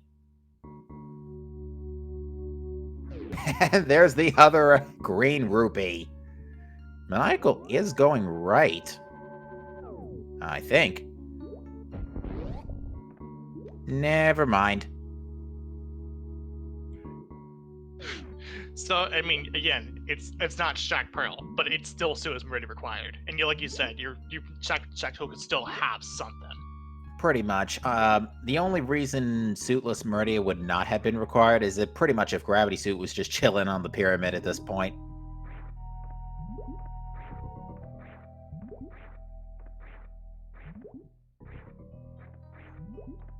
Either way, it looks like Maniacal's butting out of Meridia at this point. I think he might have decided that, alright, I got what I came for, I'm out of here. I don't want to be here anymore. I wouldn't either. Yeah, I mean, at this point, you found a Moon Pearl at well over 95, like around 95 minutes into the seed. This seed really wanted you to do Suez Meridia. Yep, and Maniacal is taking the business center portal, I think, to just get out. This gives us a couple of, well, actually, no, it really doesn't, because we can't do Dark Death Mountain without Hookshot or Hammer Mirror, so... Yeah, he's just going to use this to get to Dark World. So now the next $1 million question is where in, well, actually, there is only one answer to that. We can only start in West Dark World right now.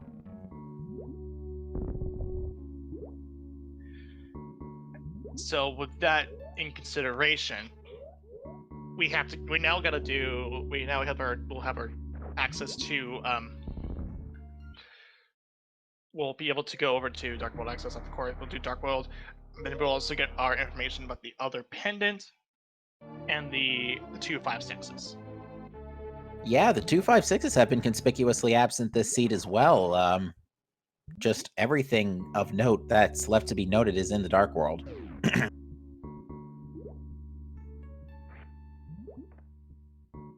But let's see what our to-do list is, shall we?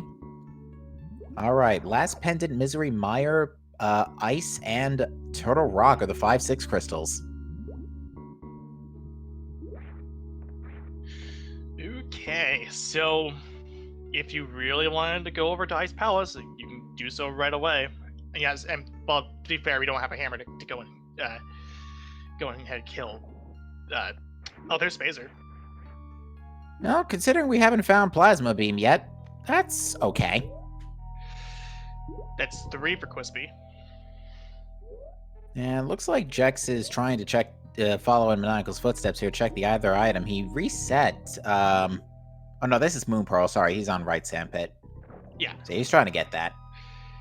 Now, the question is, does Juxfrog continue through, does Juxfrog continue to go through Meridia? Or does he get out? We'll see. Still not much going on here in Thieves Town, just a shield so far in the back of the brewery. And missiles. I'm sorry, not Thieves Town, Village of Outcasts. Village of Outcasts. Thieves Town is in Village of Outcasts. I mean, fair enough. But yeah, if we're gonna have to leave behind the Thieves Town big chest for a while, since we kind of still don't have a hammer. In before it pops up right here. Okay. Oh no, that's the worst thing you want to find. Yeah, that's a key. That's a small key on the front.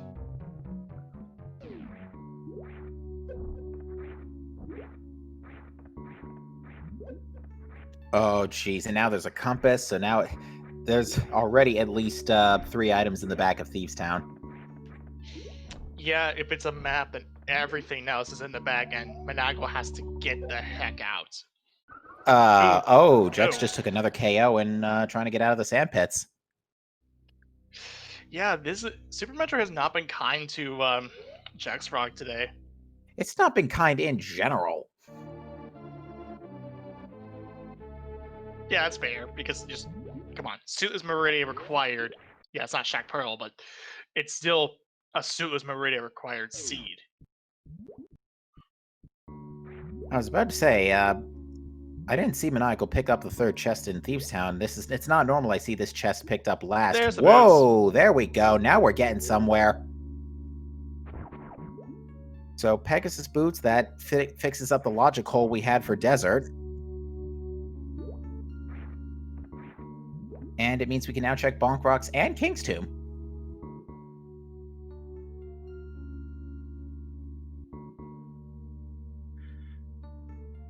So that still means that we had 3 items at the back of Thieves.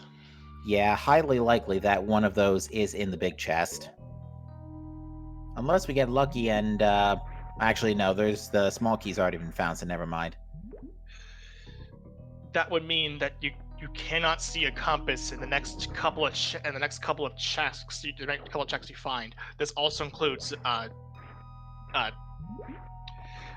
blind. Pretty much.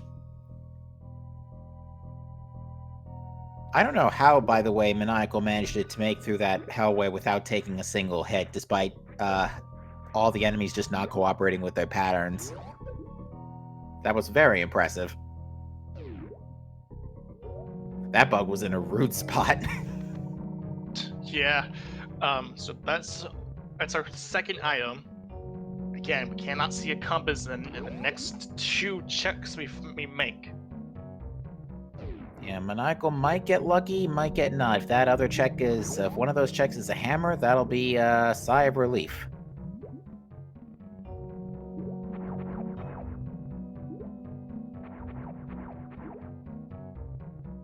Not exactly sure what Jex is doing here. Was looking to farm up health, looks like. Oh, from the projectiles. Yeah, that makes sense. Because, yeah, the mini Dragons fire projectiles. I guess they can be destroyed for health. Oh. Oh, and they do apparently well over an E-tank of damage. Jeez! Yeah, that hurts. That's smart. Oh, so that was our third item out of the maiden chest. Alright, so another energy tank. Like, I get it, we're still suitless, but 100 damage in Meridia, jeez. And that wasn't from spikes. Yeah, and he's gotta go and get that moon pearl again. Yeah, this has just not been... I mean, it's bad enough that the seed is bad, but the health scenario hasn't made it any easier. No, like I said, it's suitless Mary required.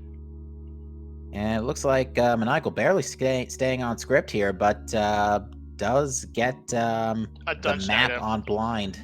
So yeah, there is an item in the Thieves' Town big chest, and that is going to have to be left behind. Yeah, I said compass, and when I meant like a map. Yep.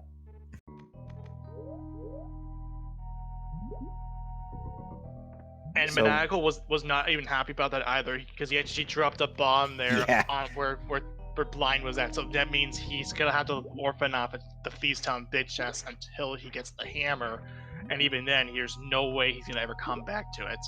It's going to be worst if the hammer is all the way on the other side of the Dark World in Pod.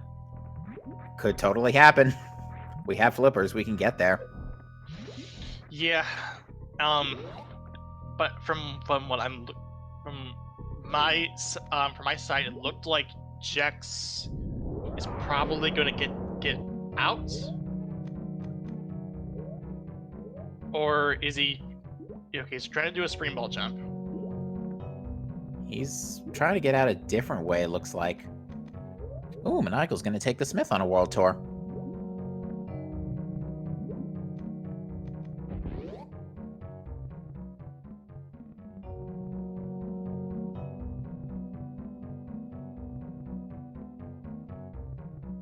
What does Stumpy have for us tonight? Sheesh, just a heart piece. And now we're in 40-minute Dark World access, and we're still being teaspoon-fed progression. Yeah, and the only thing of note too from out the entire currently from the progression that we got was the boots, and that's it. So going to Hype Cave.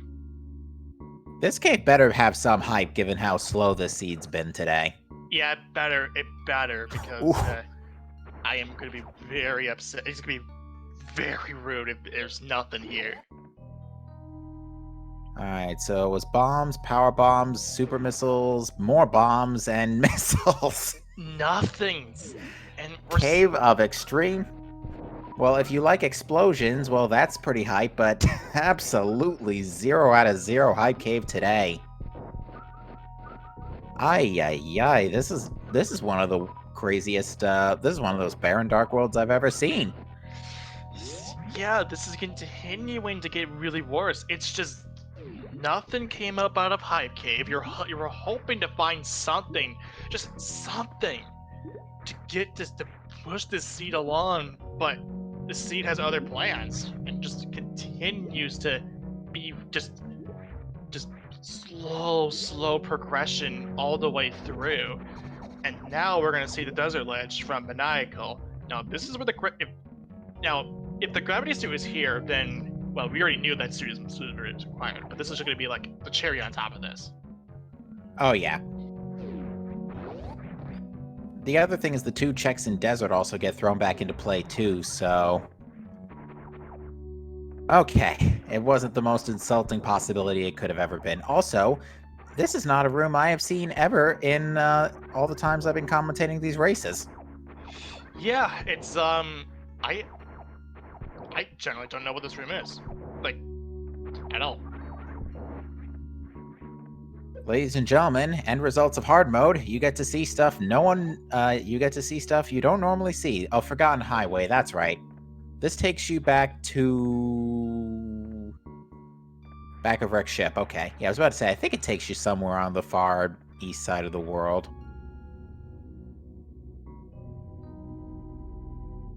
Yeah, he wants to take a safe bet here. Just wants to get out. Just any way to get out. So he's going to take it through the wrecked ship side. Alright, what does Catfish have for us today? Just more bombs! Jeez, and we're not even like 2 hours in, and we're still just not been in sight. Yeah, for Go mode right now, we still need a Fire Rod, potentially Quake Medallion. We could potentially get away without Mirror. We need Cane. We need Hookshot, I think. Yeah, we need Hookshot, because, you know, GT and all. Oh my goodness. There's your Varia suit. So that Varia suit was locked behind a Dark World item, so... At the very least, the Suitless Murdia we can confirm definitely required. You might have been able to get away without the Hell Runs, though. Because none of those were lamp locked, were we? No, they weren't. No, they weren't. Yeah, you could have not had to Hell Run this seed. Add insult to injury too, so speed booster. Oh my goodness. Well, at least now we're getting somewhere. So yeah, Maniacal did the Hell Runs, but Jex didn't. But even then, Jex is still just encountering roadblock after roadblock here with just a bad time in Super Metroid.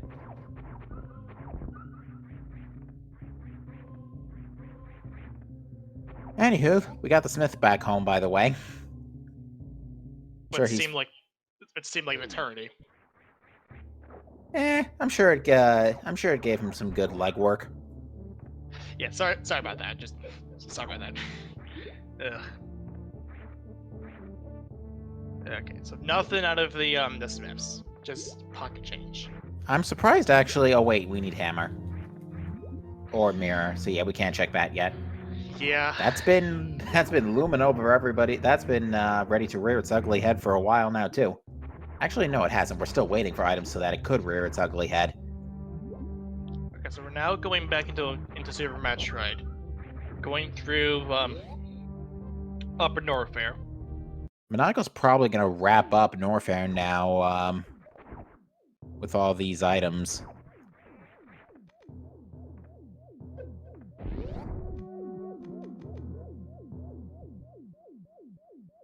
Okay, Jacksprock is gonna get the screw attack here.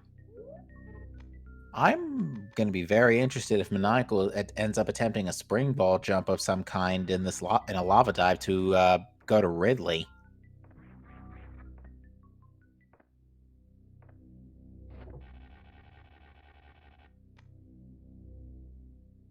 Because I don't know what it is about the seeds I've called too, but it seems like Ridley has almost always had progression in them.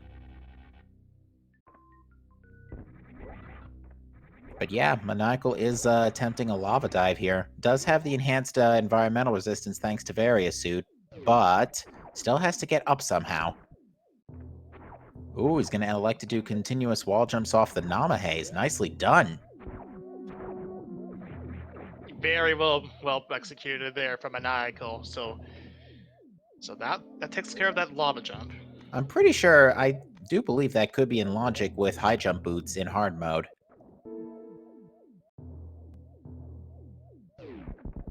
We already saw Ice Rod in early supers, so Ice Rod won't be behind Ridley. Fire Rod could be.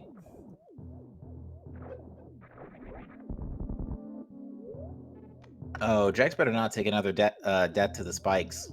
That's going to be a big oof if that happens right now. He's kind of rushing it a little bit, I think. High jump boots are actually still on in Jax's case, and that's making it worse.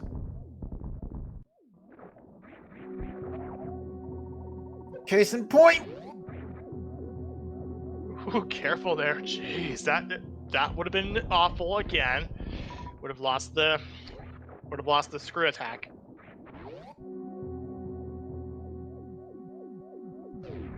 Yeah, I really don't need to be shocked anymore tonight. Oh, okay, he's saved, he's saved.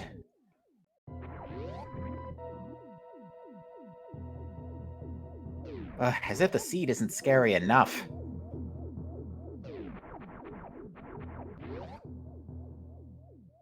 Okay, powerbomb tanks at Showcase Showdown, so space jump's not required. That would have complicated things. Yeah, it would, and just ugh. So going to kill Chi Torizo. Or seeing someone saying Goldilocks, Goldie, Big Bird. Big Bird. Yeah, I'm just gonna go with Big Bird.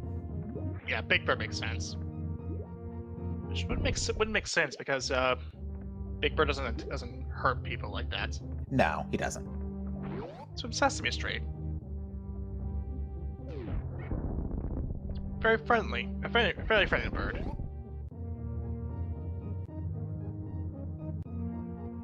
Oh, Michael's got a health problem Oh. here. Oh no, that is gonna be a KO. Yeah, just took a hit by Big Bird. And looks like he saved. Yeah, saved right before the lava dive, I think. Or was it right after the right outside Lower North? It was right outside Lower North Air. But he knows Gold Torizo's dead now, so he can skip that.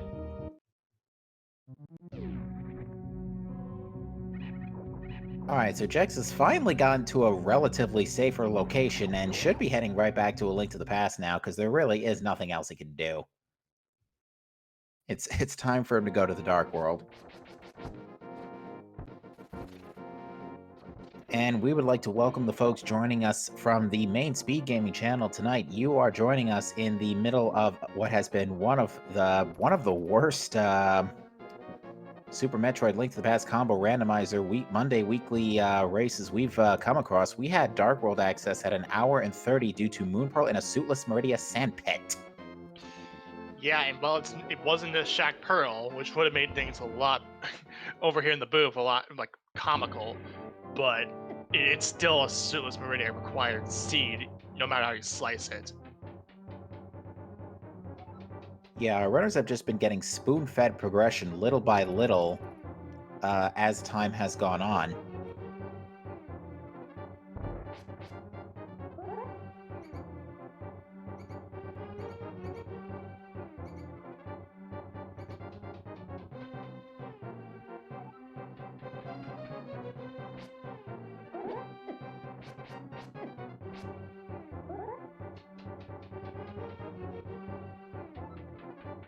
Alright, let's see what Maniacal decides to do next here. I think actually he fell down, now that I think about it, he fell down,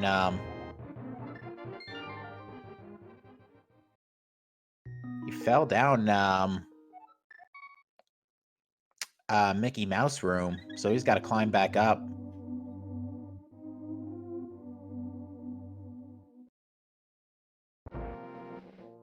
Surprised didn't just use regular Morph Ball bombs.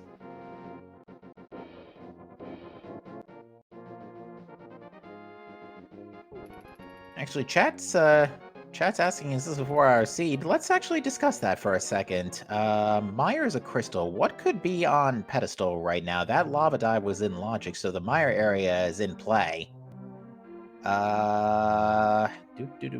Let's see. What could be Turtle Rock's medallion? Fire Rod. Thankfully not Hammer or Hook Shot. Or Cane. Yeah, considering the pendant layout. Bow can't be on ped.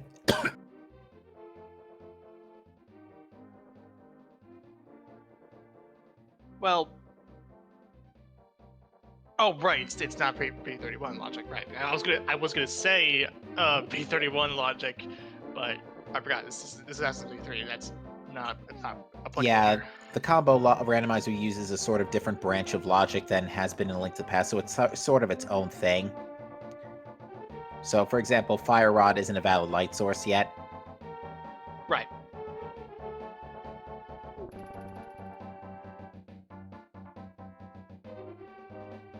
I could have Gravity Suit, just to add insult to injury. It cannot have Hammer. Yeah, it's Gravity Suit, Fire Rod, and Mirror. Gravity Rod, Gravity Ice, Gravity Fire, Mirror, or Flute, or Quake. Hammer, you need Hammer for Swamp, so, Hammer can't be on pedestal.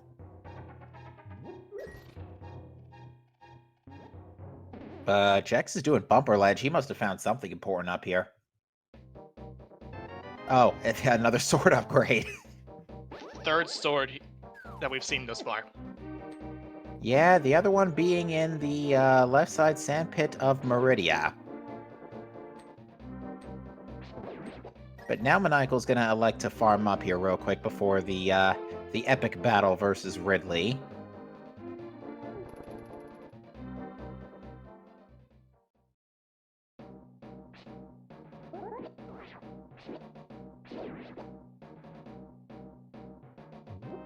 And looks like Maniacal has elected to show us X Factor strats tonight. And these X Factor pellets do, like, what is it? 300 damage per hit? It's a lot of damage for sure. I'm gonna be the skeptic and say yes. Yeah, 300. So every single one of those is the equivalent to half a super missile. Because supers do deal double damage to Ridley.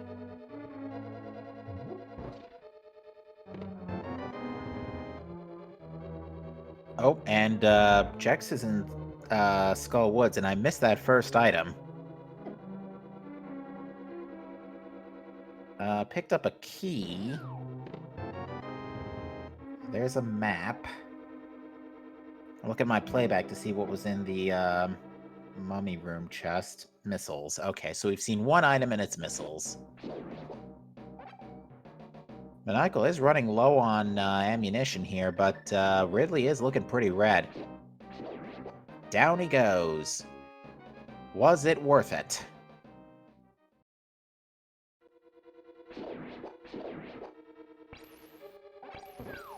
Well, besides the required boss kill, answer no. It's a boss kill, but not required. Or not. It's a boss kill, but nothing to worth there. That's what I meant to say.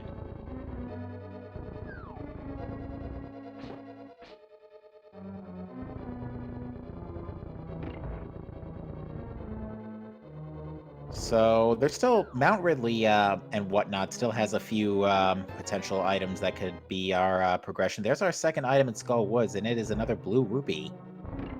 So that's it for our Skull Woods dive. We're not coming back here until we got Fire Rod.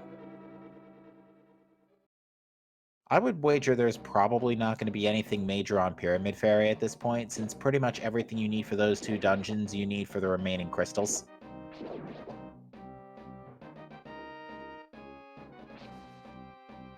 Except Gravity Suit, of course. Maniacal's just doing swag strats now to get out of Ridley's lair.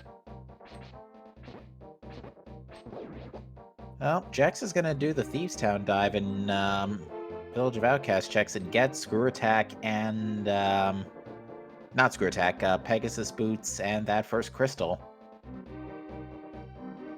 But is going to be horrified when he sees that, well, we're still missing an item from... We're still missing one item, and that's out of the big chest, and no hammers in sight.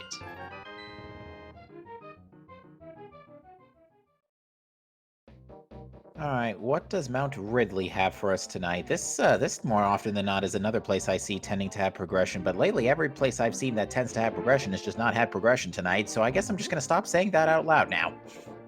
Yeah, just the missiles. That's it.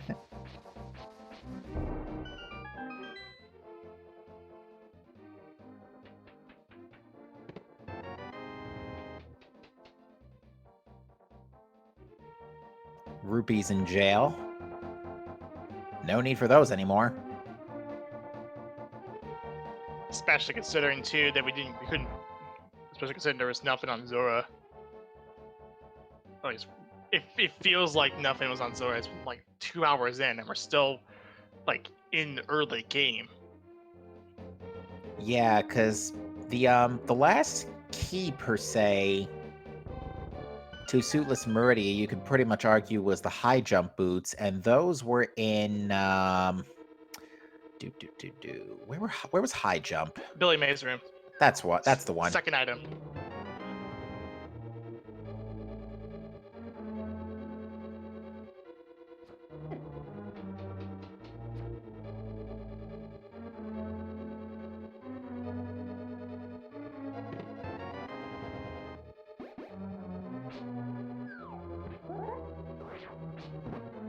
Yeah, the only thing that's been a sort of saving grace for Jex is he hasn't burnt time doing those hell runs, which we now know were not required.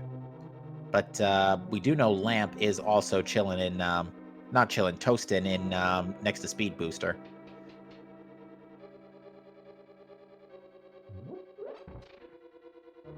But yeah, nothing of note in Lower Norfair. So we have now pretty much 95%ed Super Metroid. Yeah, I believe so. We pretty much just have the back end of Meridia left, and that's about it.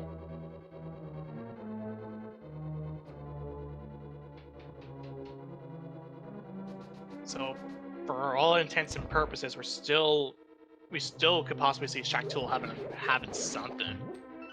Chat brings up a good point. We now have access to Waterway. Maniacal is going back to Lower Norfair. This might be a play to Meyer Shed.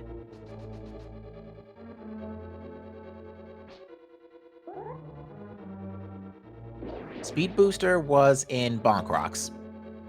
So it was locked by It was locked by Speed.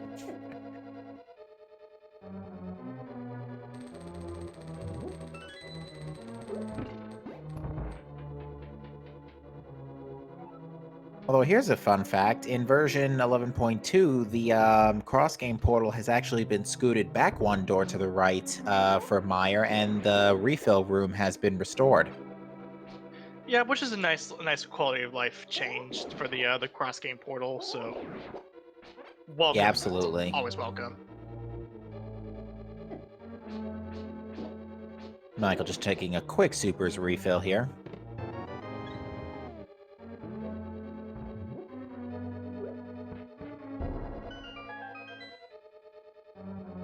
Is it me or is there a new like a new like icon for that cross game portal? It looks a little different. It's probably because of the because it had to get moved back in order to be placed there. But I've seen the cross game portal appear a couple times as well, just elsewhere in the game. I think it's the fact that that door is a custom door. It doesn't normally exist there.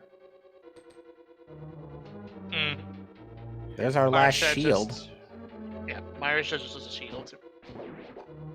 So once we get Mirror, we can get Mirror Shield up top. Spectacle Rock and Laser Bridges would be in play. They have Cape though, so they really don't need it. There's Bombos for Meyer though, so we can go right in the front door.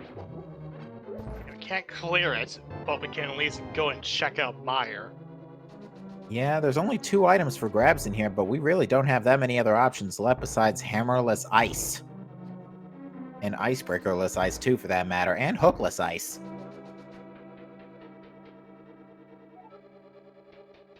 I would laugh if all 3 of those items were in ice. Totally could happen.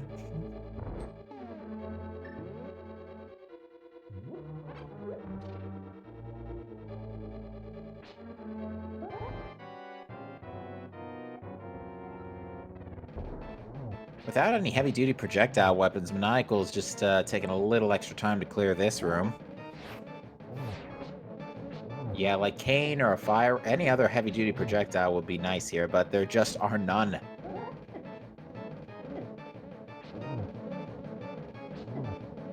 To answer the question, Chad, no, we have not seen Pod yet. No one's flippered over there yet. Jack's about getting the news that there is an item in the Thieves Town bait chest, and you don't have a hammer, so that's gonna be opened off quickly. Yeah, that's gonna bug him for a while, and if it's not already bugging Maniacal enough. And let's see what's in this chest. We already have a key, so okay, it was not a Godmire today, for once. Do we have lamp? Yes, it was the room right before Speed Booster, which was is almost locked by a hell run, but wasn't the case today, as it turns out.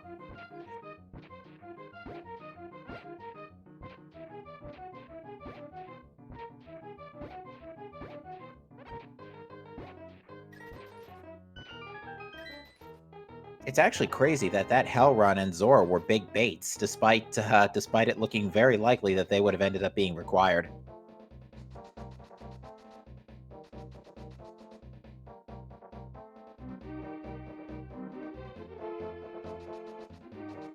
There's Myers' big key, but still no items.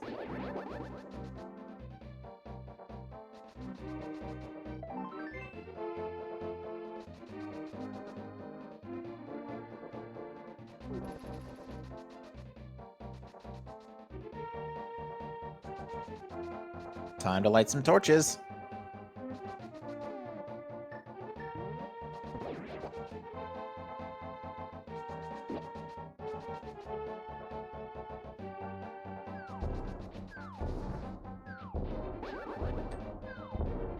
You know, I just realized something.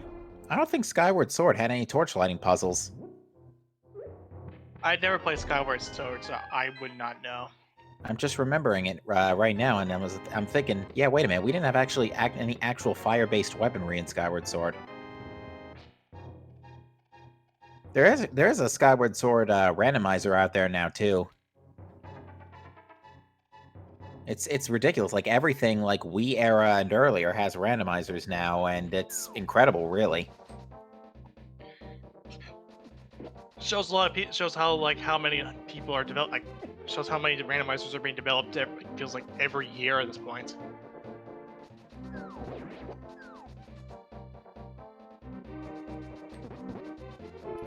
There's a hook shot. Finally, we got something to work with here, but it took all the way to Misery Mire, the upper floor, no less.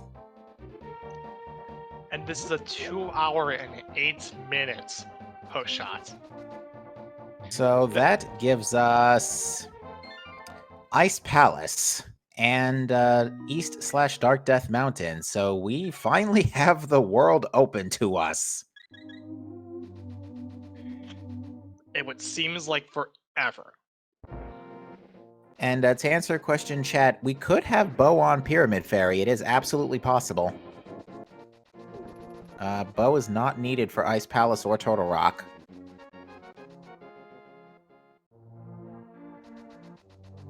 But yeah, now Maniacal's got the whole of East and Dark Death Mountain to check pretty much here, including Spike Cave, so plenty on his to-do list now.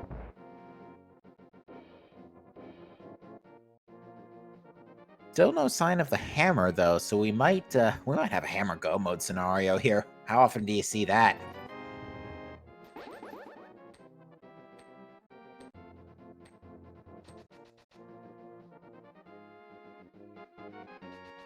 What could be on pedestal? Well, it can't be hammer, Cane of Samaria, or mirror. It could be fire rod. There's our final sword in Paradox Cave. Boy.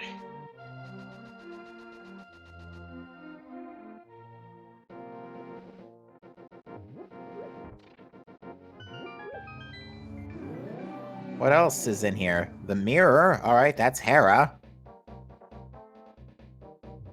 Another reserve tank, more missiles, more money that we really don't need, and the Cane of Samaria. There you go, folks. Paradox Cave is loaded with a capital L. And what seemed like an eternity, we finally we have something to break through the monotony, and we got a lot of items, but at just 2 hours and 10 minutes in.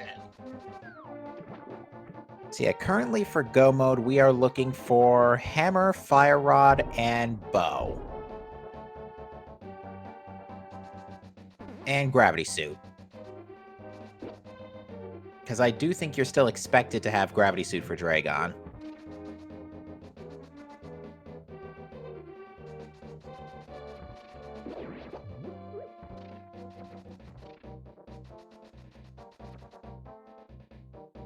But we're now getting the Dark Death Mountain checks in here with Super Bunny Cave. There's the bow. Alright, game. So now we've gone from teaspoon feeding to bowl feeding. Just being casually being shoved down your throat. Just hand over everything. Yeah. You put us through nearly a half an hour to get into nearly 98 minutes to get into Dark World access, and then it just continued to get worse and worse until there's a cave. And there's the fire rod.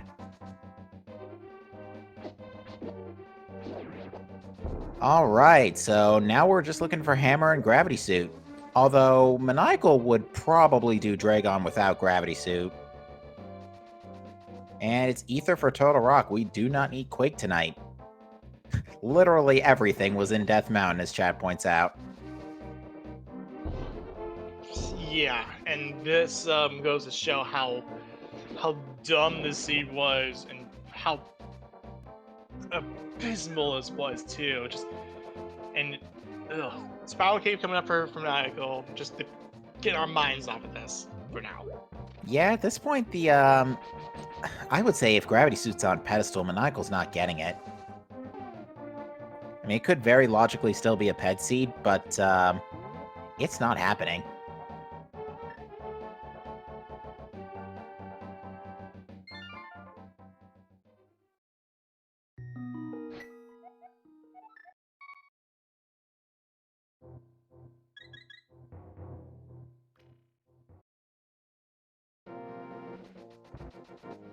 Oh. I blinked and almost missed it, but thank you Twitch playback and Twitch chat for enlightening me. Gravity suit was in Spiral Cave. So never mind. We're in Hammer Go mode. Hammer Go mode. Ugh. And we know it can't be in the Thieves' Town bait chest. Nope. So that's actually a bit of a sigh of relief for Maniacal. I called this too, didn't I? Oh my god. Yeah, and it already proved one thing or another. Was that, yeah, suitless mirror, it was 100% required, and because of that grab suit location. Jeez. Watch it just be chilling right here on the Ether tablet. If it is, that just adds insult to injury. That's icing on the cake. No. It could still be in Hera, though. Yeah, this is gonna be an easy clear. What is Jack still doing in Super Metroid? I just realized. Is he? Yeah, where's he going? I don't know, actually. He genuinely got don't know Pegasus. where he's going. For some reason, his various suit's turned off. Did he go pick it up?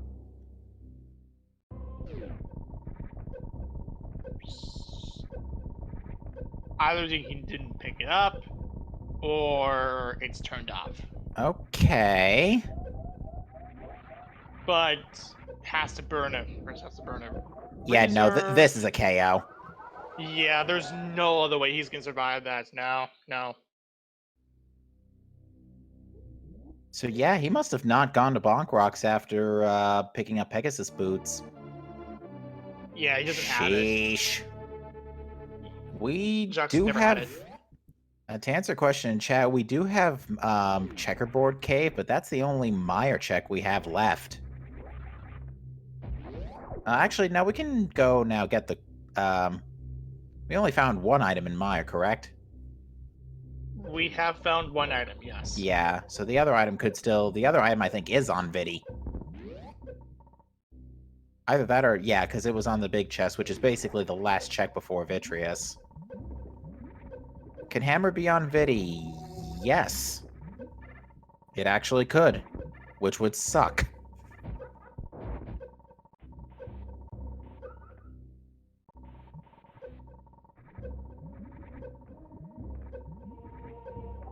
Yeah, I'm very surprised Jex did not immediately start doing boots checks immediately following Pegasus boot acquisition, especially after picking up Master Sword in Bumper Ledge. He was right there. Well, actually, he would have had to mirror, which he wouldn't have had, but, well, there's the map. Is there an item in Hera Basement? I lost track of Maniacal's item count. The seed exploded really in Mire. The hookshot was in Mire's big chest. And that led to East Death Mountain, which pretty much had everything except Hammer. Mire lobby chest. Sorry, not big chest. Thank you, chat. Also, then Maniacal didn't check the big chest, did he? No. Okay, so maybe the big chest has the hammer. Or at least, if I say no, just out of just habit, and I probably didn't. I just didn't see where it was because I'm trying to take in like the level of how Chat bad says this was. Chat says he checked big chest, so we're all good on that front. But yeah, I think we could very much define this as a bad seed. Yeah, considering too that like we mentioned, it was a 90-minute dark mode access, and then it continued to get worser and worser until it finally just starts showing up everything, which is still even worse. The good news is that Hammer Go mode does lock a lot of locations. Like, it locks out pretty much the entirety of Swamp Palace, except that first chest, which Hammer could absolutely be chilling in there.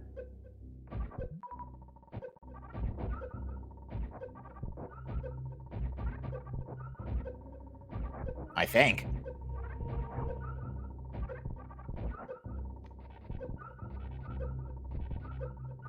We still haven't seen Ice, which we would probably see sooner rather than later, considering we have Kane for ice breaking. Shoutouts to the Halloween daily races we had tail end of October, where the icebreaker was made impossible. Yeah, I remember it was probably. I remember playing it for the first time. It was probably it was so fun. I really enjoyed myself during that time. I can't wait till we get to the holiday late December holiday events. Yeah, Yeah. it's gonna be nice. And dude, like that the boss fight. Oh yeah. You can't top that anymore. You thought Wart was like the ultimate, but no, they had to like take it one step further and just do that. Yeah, I think we're gonna not spoil it for in case anybody hasn't seen it. But if you do get a chance, I think it was on SG2. One of the Halloween dailies was on. I want to say it was SG2. Go check the VOD of that from that date. It's the imagery speaks for itself.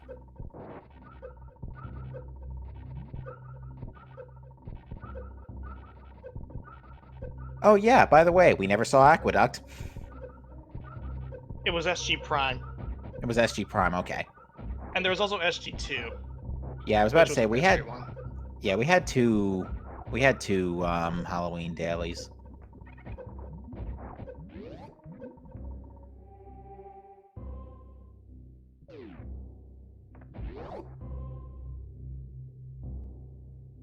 So yeah, now that we got Speed Booster, we can just utterly tear through this. To answer question, chat, yes, Maniacal has defeated Ridley and just has to kill Dragon now, and that's just about it for Super Metroid. Offensive armaments have actually been quite lacking this seed, all things considering. We know where Buttersword technically is, and Maniacal's probably going to go get tempered now that he knows about it. And more importantly, has Gravity Suit. Oh my, can we have Hammer on Shack Tool? Is that something that the seed could actually throw at us right now? It The seed could can. actually throw that at us. The seed could actually throw that at us right now. Yeah, and this is like, yeah, well, like we ruled out Shock Pearl, but Shock Hammer could still be a thing. That was super missiles behind Bot's wound, so no need for any of that stuff.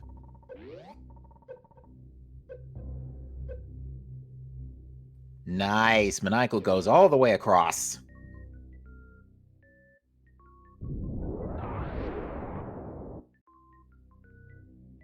Oh, there it is. Right in front of Dragon.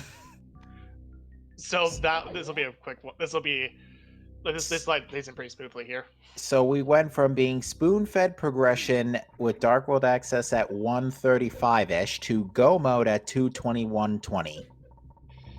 40 minutes later. And just give us the Keiko love and just go for microwave, I believe. And wait, no, we don't have microwave. We just strats. We gotta like. We're gonna fry him. We're gonna fry him. Yeah. Just give us the Keiko love and just get us out. So this seed went from having the potential to be 4 hours to will probably be done by around 3. At least Maniacal will. I'm just trying to think, like, could you really have dipped Meridia much earlier than we could have? Technically, yes, because really after high jump boots, the sea was just screaming at you to go to Meridia. There we go.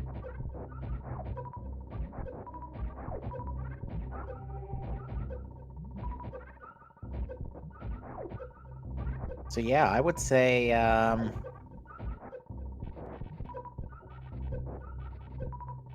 but yeah, so Suitless Meridia, that's, as far as hard mode trickery, that's really all we had, and a lava, actually no, we didn't even need the lava, there's Plasma Beam.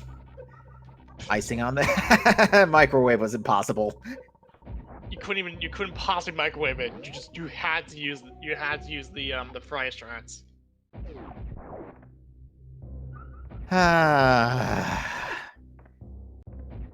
That's the insult to injury we were looking for. Yeah, we kept saying insult to injury like enough times, and now this is the definitive one. And to answer your question, chat, the second glove was in someplace stupidly early. It was high jump, in high jump area. I think it was the high jump missiles.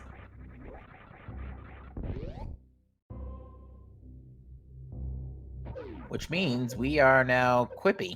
We just need ice for Quispy. Not even Quippy, how do you say Quispy without I? Kippy? That's still an I. Yeah, no, that still doesn't work. Kiss me. Okay, fair enough. I still using an I. Ugh. Now, yeah, well. We'll figure that out, we'll figure that out later. But, Maniacal's going to pick up that Tempered Sword. Much less difficulty than last time. Chat saying Kuspy. Kuspy, yeah, that works. There's a type of food known as couscous. So yeah, let's go with Kuspy.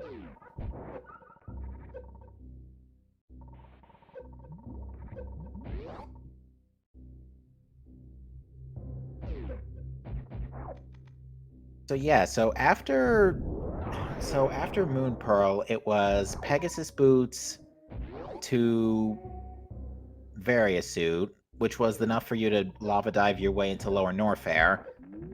So you can get to Mire to get Hookshot.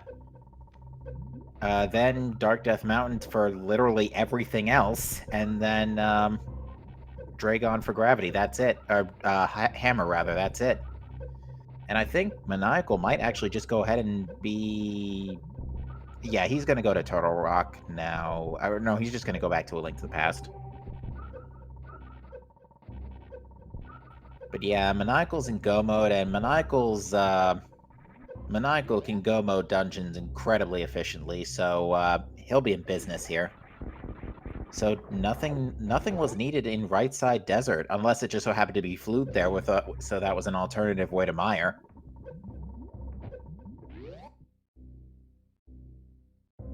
Jeez, Jex is doing Crocomire. He's doing all the hell runs that Maniacal did earlier. I don't know. I'm still very just baffled as to why he passed up on Bonk Rocks and Kingstomb after Pegasus Boots.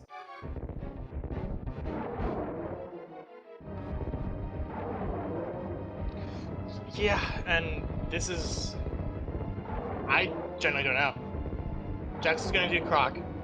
Do we have TR medallion? Yes, chat, it is Ether. Bombos and Ether were the two dungeon medallions, both required today. So we gotta make... So at this point, we're making a straight dash over to the remaining dungeons that we have. Yeah, Maniacal never dipped Skull Woods, so Maniacal is going to be able to go mode Pod, Skull Woods, Ice, and Turtle Rock, which Ice and Pod in particular are not too bad go modes if you can get a good big key. Skull Woods is actually a really good go mode too, so he's going to have a really efficient go mode of 3 dungeons out of the 4 he's got left.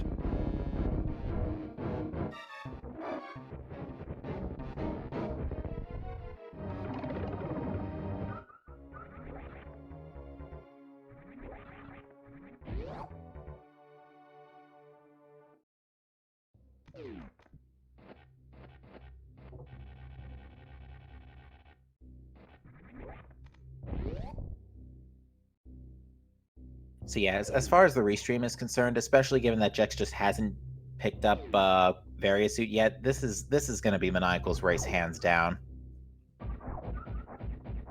Yeah, and this is just especially considering to all the things that happened to Jackson Rock, and just Jackson Rock was having quite a time with Super Metroid. Yeah, it was just disaster after disaster. It really just started with Kraid Jr. of all people. Yeah, and it just spiraled downhill from there, and it actually had to result in getting another Kraid kill, both missing the quick kill.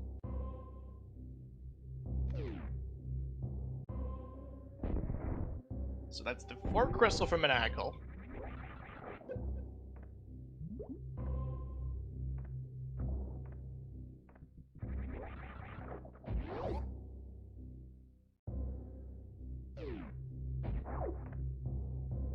And with that, Maniacal is going to save warp for Pod.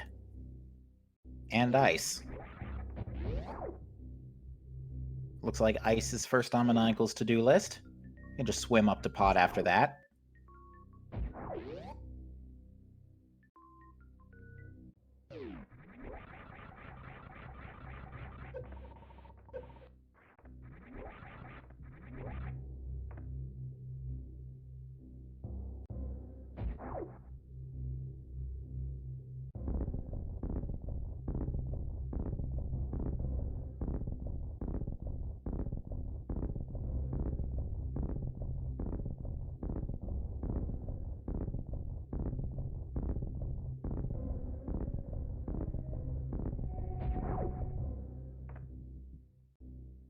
So, despite everything that happened, really, I will say this: these two are still good. Like, these 2 runners are still good. Like, these are still good, really good runners. You definitely should give them a follow if you haven't done it already. Yeah, we should probably, yeah, there we go. Bot's woken up. That's good. Yeah, definitely, yeah, as Professor Ender said, give these 2 a follow, because, you know, Jex is demonstrating some heck of a tenacity, putting up with all this nonsense here in Super Metroid. Also, shoutouts to MM2 NES Cartridge, our tracker tonight, who has done a fantastic job making sure everybody knows who has what, especially considering after Dark Death Mountain, everything just kind of exploded.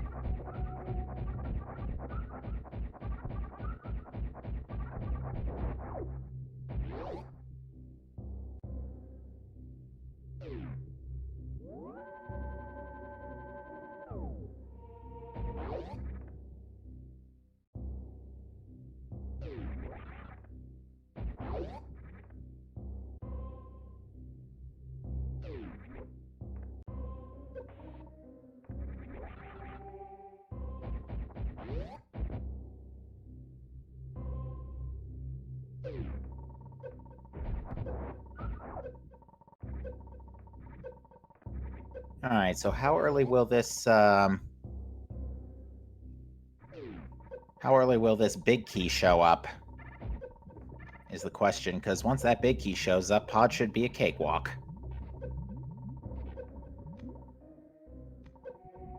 Maniacal gonna check the Bowlock side first, a good call, considering that usually there's a key or two back here. And both runners found those nice early silvers, so offensive power for the rest of this seed is pretty much no longer an issue. Alright, Jex is back in Link to the Past. Let's see if he finally picks up that, Varia suit. And the big key was in the Bowlock side. And I think Maniacal's got enough keys to, Godpod the rest of this dungeon. Because what was that, like, 4 small keys and, the big key all back-to-back, pretty much? 3 or 4? I believe so. And the big key was, like, right in front of the back door, so no complaints to that. Big key plus small key on Bowlock side is a Godpod? Okay. Jex is... Where is Jex going? Oh, King Zora. He's gonna get that reserve tank.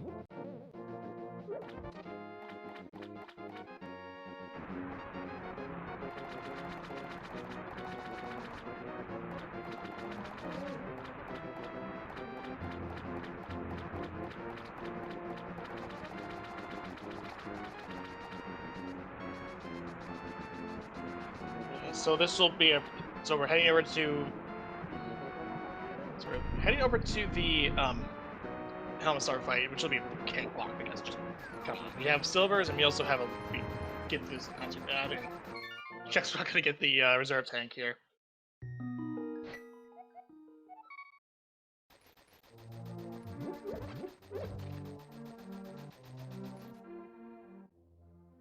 Alright, yeah, Maniacal only, it seems like he just got into Pod a minute ago, a second or two ago, but he's already on Helmosaur King. Can you say zippity doo-dah?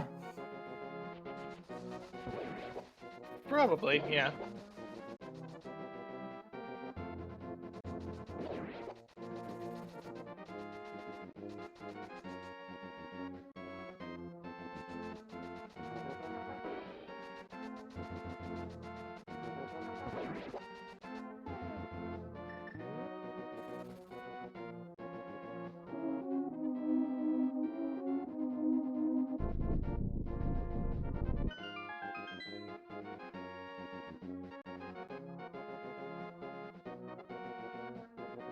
Alright, that is crystal number 5 for Maniacal.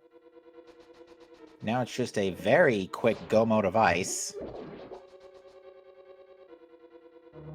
And then it's gonna be Total Rock. I'm actually surprised Jex didn't just swim down to ice after Pod. I guess maybe this is faster. No flute this seed, although that's probably just chilling in GT at this point. We'll know for sure when we're doing the big key guessing game. Especially since we pretty much 95%ed Super Metroid. Yeah, we had to do this too.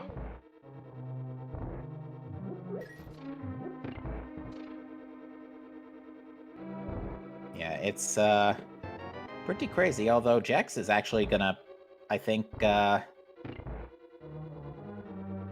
Jex picked up the small key. Let's see if he decides to show us what's on the other side of Desert. He is going to show us what's on the other side of Desert.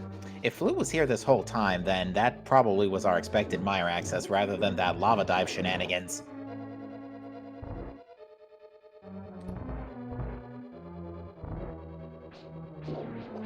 Because both items are here. And item number 1, just a ton of cash. Item number 2, 10 sticks. Absolutely nothing, although that would have been Zora money at the time.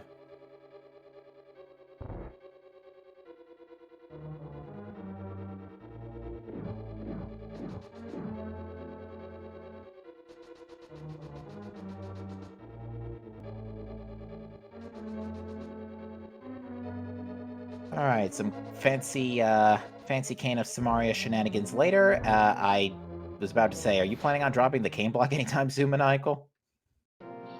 Yep.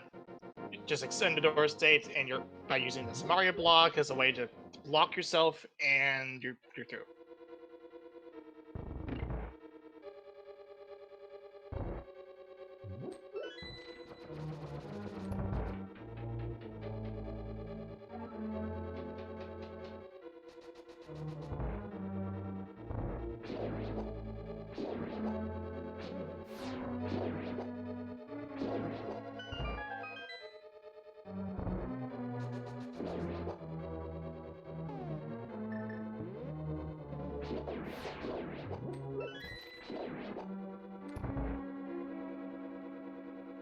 Yeah, Maniacal's not even bothering with chest. Tempered sword, red mail, silver arrows. 11 hearts is not brilliant, but it'll do.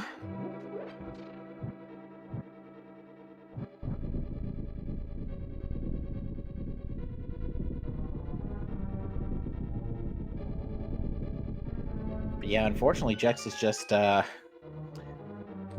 going all the whoops. Whoa, okay.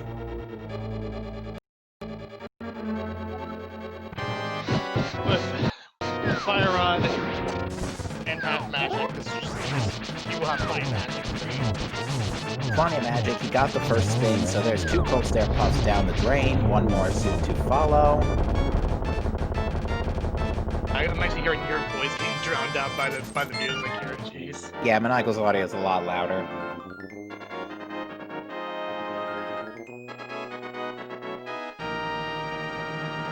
But crystal number 6, 1 more to go, and it's pretty much the one everybody saves for last. The Crystal of Turtle Rock. Yep. And the good news is that you're gonna just save and quit. You're gonna head all the way over to gonna head over to GT after you get Turtle Rock, go to GT, and you're good to go. Yeah, we'll finally put the bow on this, I would only really call it a clunker of an early half of the seed. Really, as soon as we got Dark Death Mountain access and East Death Mountain access, that was it. That's game over.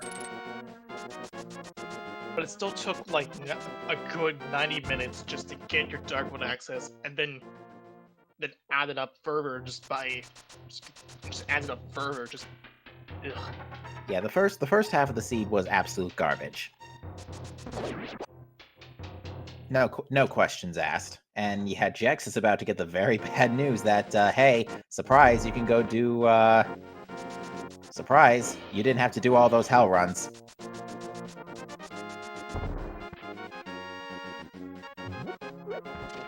And that footwear locked footwear. Also, I'm pretty sure that guard was part owl, how he just turned his head 180 degrees. Weird. There's a scene in Shadow the Hedgehog where Shadow does that. It's actually kind of weird. And there's the frustration slashes. Ugh.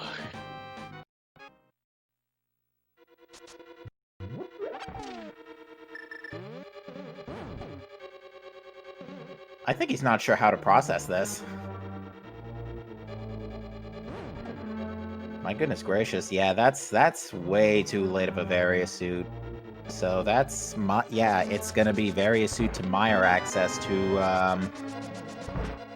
Hookshot. Yep, that's what the logic was expecting. Not a good seed. So yeah, absolutely a hard mode seed. No questions about it anymore.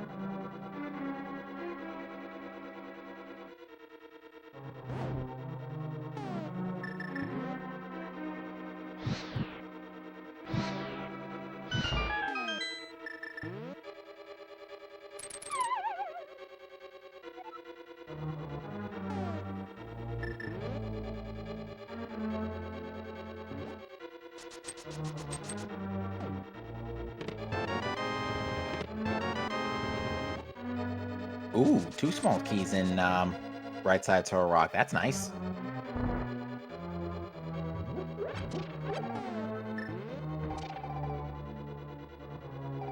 Needed a bit of a magic refill, but no big deal.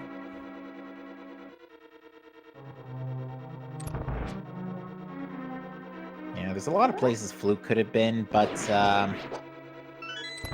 safe bet it wasn't required this seed.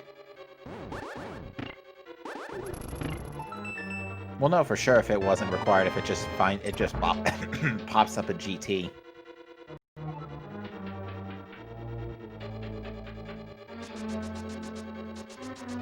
At this point, I'm just taking a back seat just to watch this. It's just you're just autopiloting this. You go through the motions until you get the GT. Yeah, I'm sure Maniacal is very relieved though that things turned out the way they are. Because again, despite everything that's happened, this is still going to be a closer to 3-hour seed for Maniacal.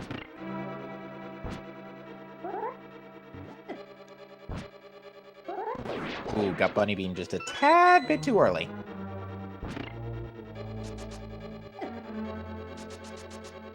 Not going for the vanilla big key chest?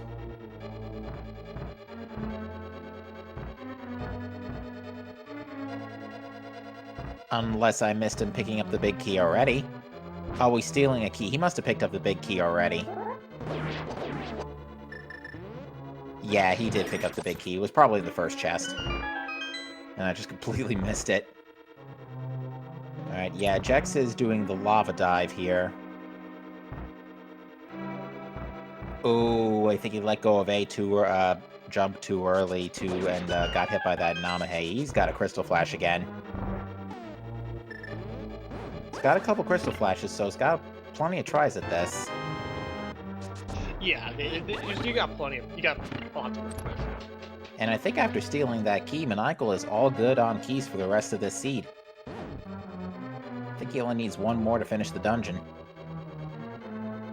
Oh, that Namahe just sniped him. Yeah, this is what makes this hard, folks.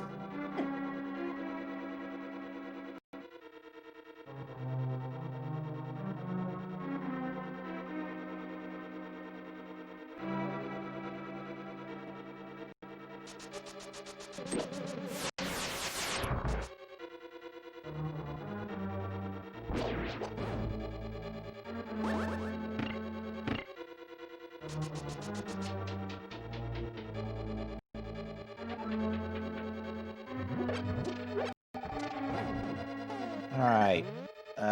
Jex is performing another Crystal Flash here. That coloring looks really weird with the Power Bomb.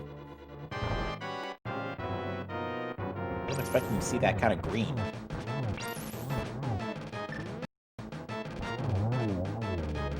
Ooh, that time Jex didn't get the wall grab. As long as Jex doesn't get hit by a Namahe Fireball, he's not going to take that much damage, but this is still not an easy trick.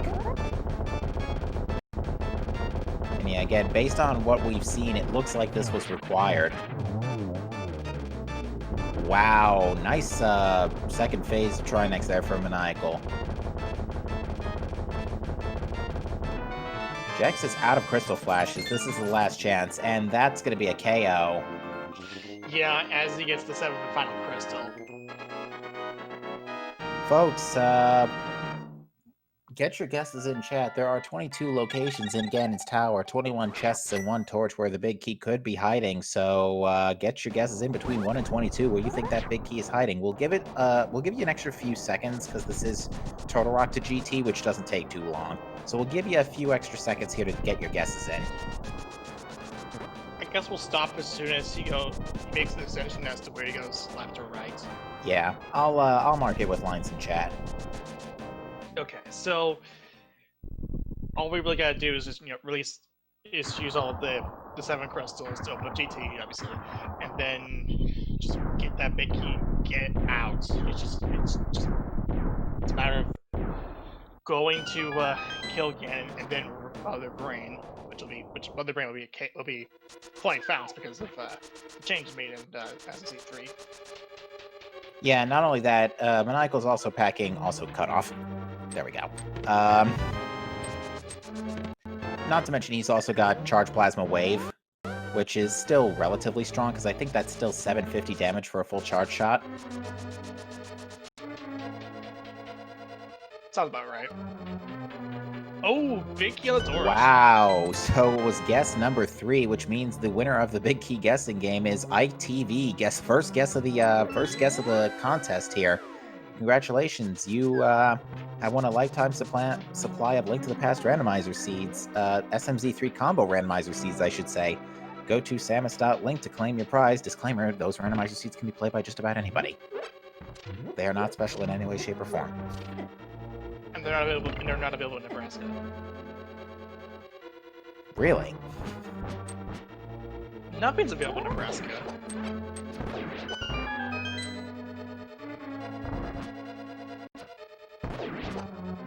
Oh yeah, have the seed takes longer than 4 hours. Consult the spoiler log. That's right. I forgot that disclaimer. Oopsie.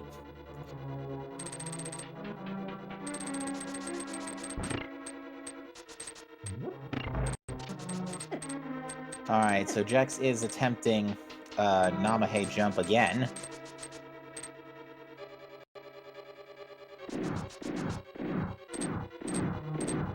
Really should just call this trick Namahe, come on!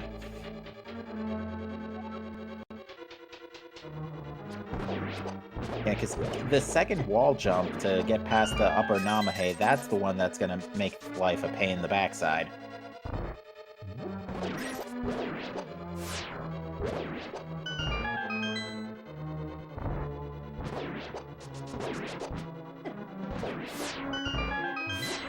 Unfortunately, I think he just took 2 more hits from spikes and fireballs, so he just lost another 2 energy tanks. This is just gonna keep eating into his health.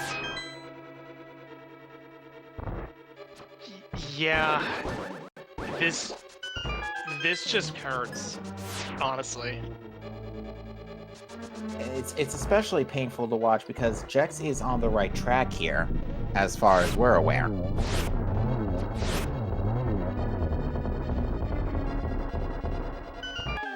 Alright, but he does have the ammo for 1 more emergency crystal flash if necessary.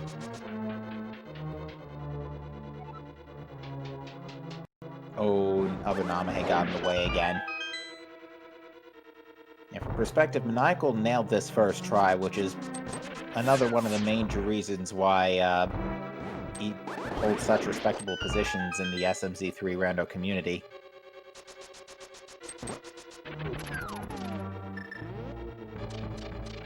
Oh, that one was really close.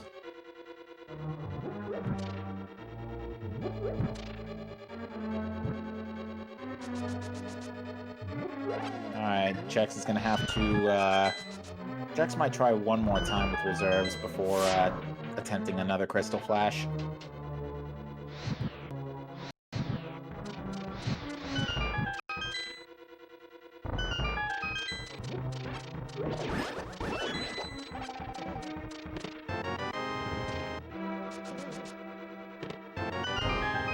Yeah, there's another energy tank.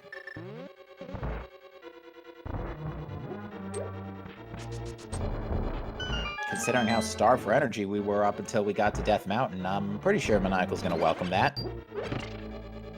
Oh yeah, for sure. I think Maniacal's looking for Ice Beam at this point, because that would just make Torian a cakewalk, because right now, Torian's gotta be done with Power Bombs.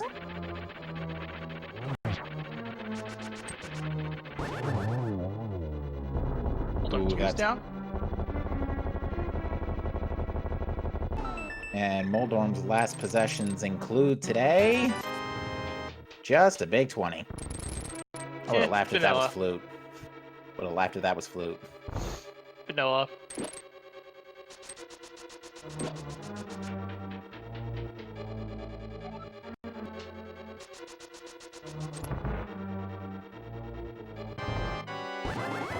Alright, how are the Aga2 patterns gonna be tonight? Lucky you, we didn't have to fight you the first time. It was looking good for a split second. I think that first was a single, the next one was a double. Ooh, 1, 2, 3. Very nicely done from Maniacal. Well, Jex is out of Crystal Flashes, so this attempt's gotta do it. Gets it. Nice. Got it on the last try. There's the arm. I can't tell if those are arm pumps of frustration or arm pumps of triumph.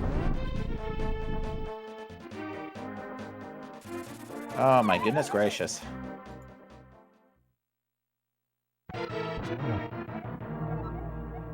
Grumble, grumble. You were supposed to bring me food.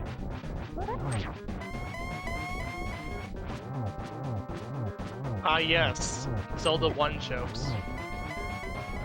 The best jokes, although personally I prefer CDI Ganon. CDI Ganon is just legendary for its speed. Exactly. While the CDI games aren't the best Zelda games, it's still well known for its games. Absolutely. We could have easily put a line in for King Zora that said, "Come back when you're richer." Yeah, that was a horseshoe.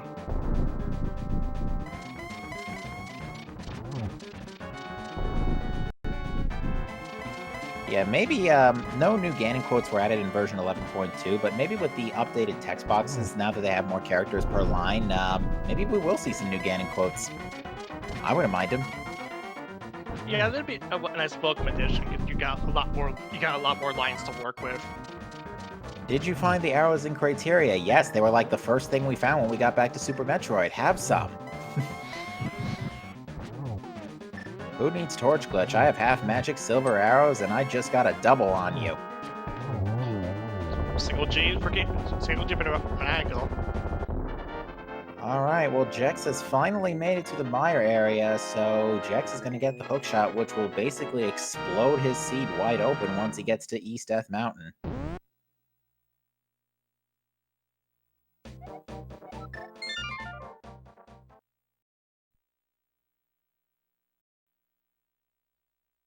Now all is left is to take down Mother Brain, and that'll be it. And just get the heck get off of planet Zebus, and that'll do it. Indeed it will, and without Ice Beam, it is going to take 15 power bombs to destroy the Metroids of Torian. I don't think Maniacal's worried about that, though, at this point. No, he's got 10. You can kill at least 10 Metroids. Exactly 10. 10 rooms full of Metroids.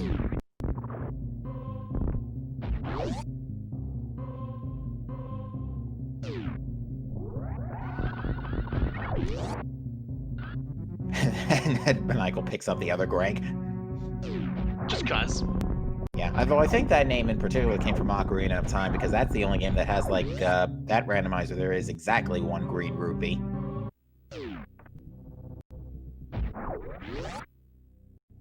Okay.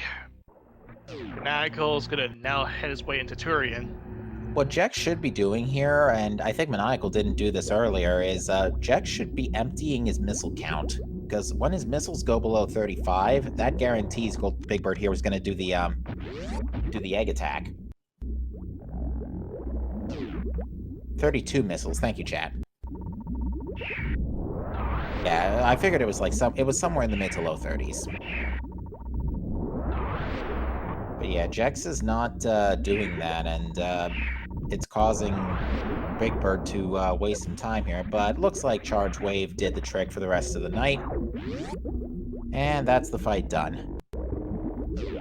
It would have been absolutely disgusting if something important was up there in Showcase Showdown, because then we'd have to go hunting for Space Jump, and that could have pretty much been anywhere in A Link to the Past. Oh yeah, for sure. And if it was the case, then like the sea would have like had like about an extra hour or so, like about an hour, 30 minutes or so, 30 Probably. minutes to an hour. Safe bet. Instead, Maniacal got to go mode 5 dungeons. Yeah, and it's the best thing you can really do at this point, considering how slow the start of the early game was, and then by the time mid game rolls around, you got literally everything to the point where there wasn't really a mid game, just late game. Yeah, it was literally just early game, Death Mountain, go mode.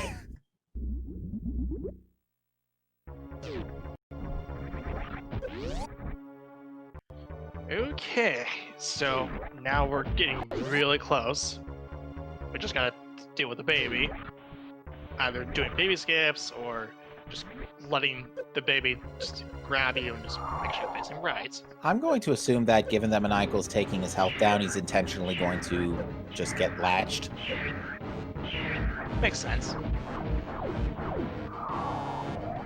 Shoutouts to Makes Aussie. Go ahead. Shoutouts to Aussie 101 who found another way to do baby skip with just short charges, or with a shine spark. Actually gone for the baby skip. Not even bothering to do the game, not bothering to get latched. I bet you that was he did the damage down just to be safe, because either way, I think he was taking his health refill.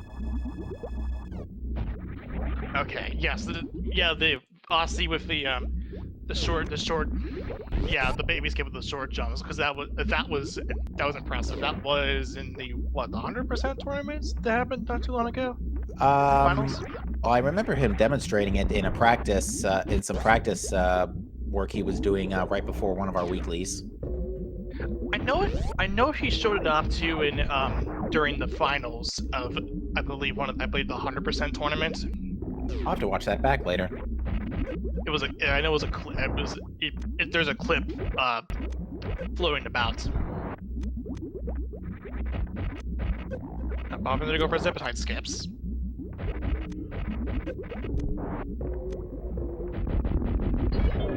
Alright, looks like Jex was looking to farm some super missiles before the Ridley fight.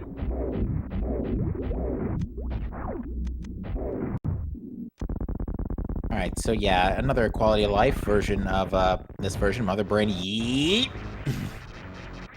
Taken directly from the actual Super Metroid Rando. I think there's like two versions of the randomizer that I've seen. I think it's the very young version. I wouldn't know since I'm not familiar with SM Rando by any stretch of the imagination besides this. I believe that because I know it's in one of the main, like the actual Super Metroid Randos. But yeah, Maniacal's clearly not having any issues with charged plasma here and is already on phase 3. No problems whatsoever.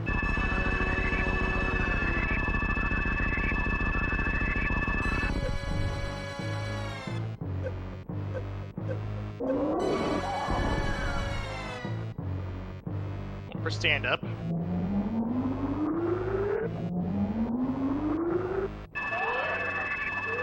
Maniacal having a little fun here.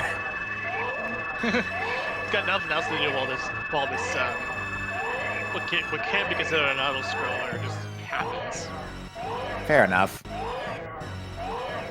That would be a good time for donations, Kappa. What? Wait, this isn't HHQ yet. No, that's like that's 2 months from now.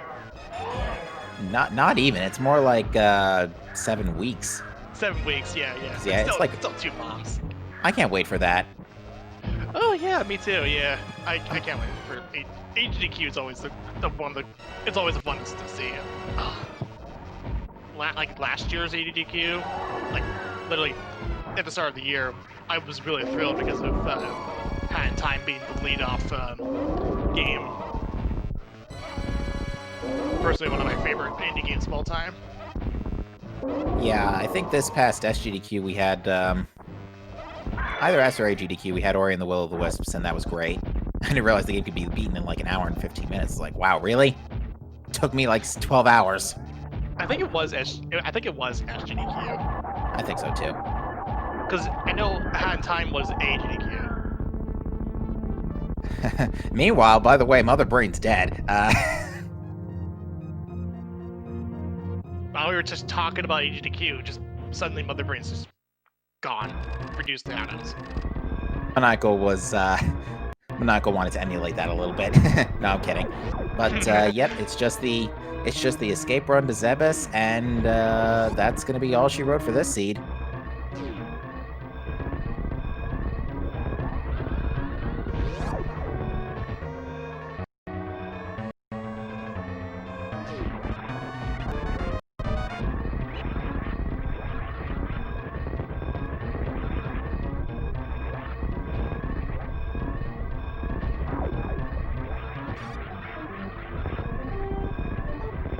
Okay, just down to escape Planet Zebus. Let's just make it quick work of this. Oh, yeah. And, yeah, chat's saying that despite the garbage seed, this is gonna be just slightly longer than 3 hours, which is about a typical day at the office, honestly, for a hard mode seed. Yeah, and just... Ugh. Wow. So, with that... No need to rescue the animals. Just, I think it's animals. GG's in the chat. Yeah, that is gonna be Go ahead. That's going to be GG's for Maniacal. He's going to first on the restream and first overall with an official SRL time of 3:01:50. Crazy to say that this is first overall, considering how awful the seed was. I would guess my assumption is nobody pushed the suitless Meridia dive. I guess just because nobody likes to do it, because fair enough, who does? But, yeah, GG's. Yeah, because, like, and this is considering this is from Maniacal, too. Maniacal is a good runner, but, like, for a scene like this, where it's, like, 3 hours, you finish with 3 hours, it's unfounded.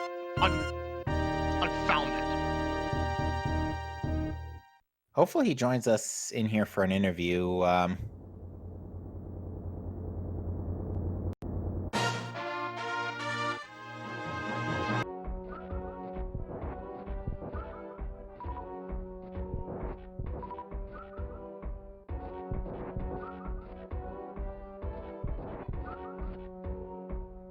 Meanwhile, Jex is going to finish off Ridley, and after that, probably do Meyer, get the hook shot, and that'll essentially be the path to go mode here.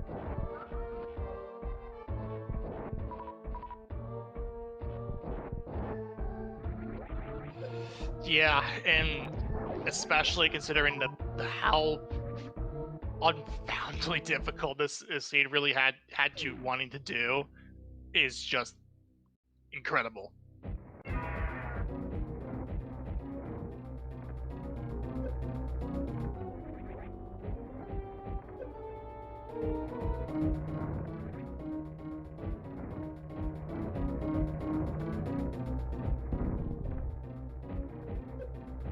I might need to send a manual invite to Maniacal. I'm not sure if the invites have been sorted out yet. Let's oh, never mind. Ask and thy shall receive. Maniacal. GG, see you. Hey, thanks. GG's. So, this seed, though. What a party. What a party indeed. Still was already required.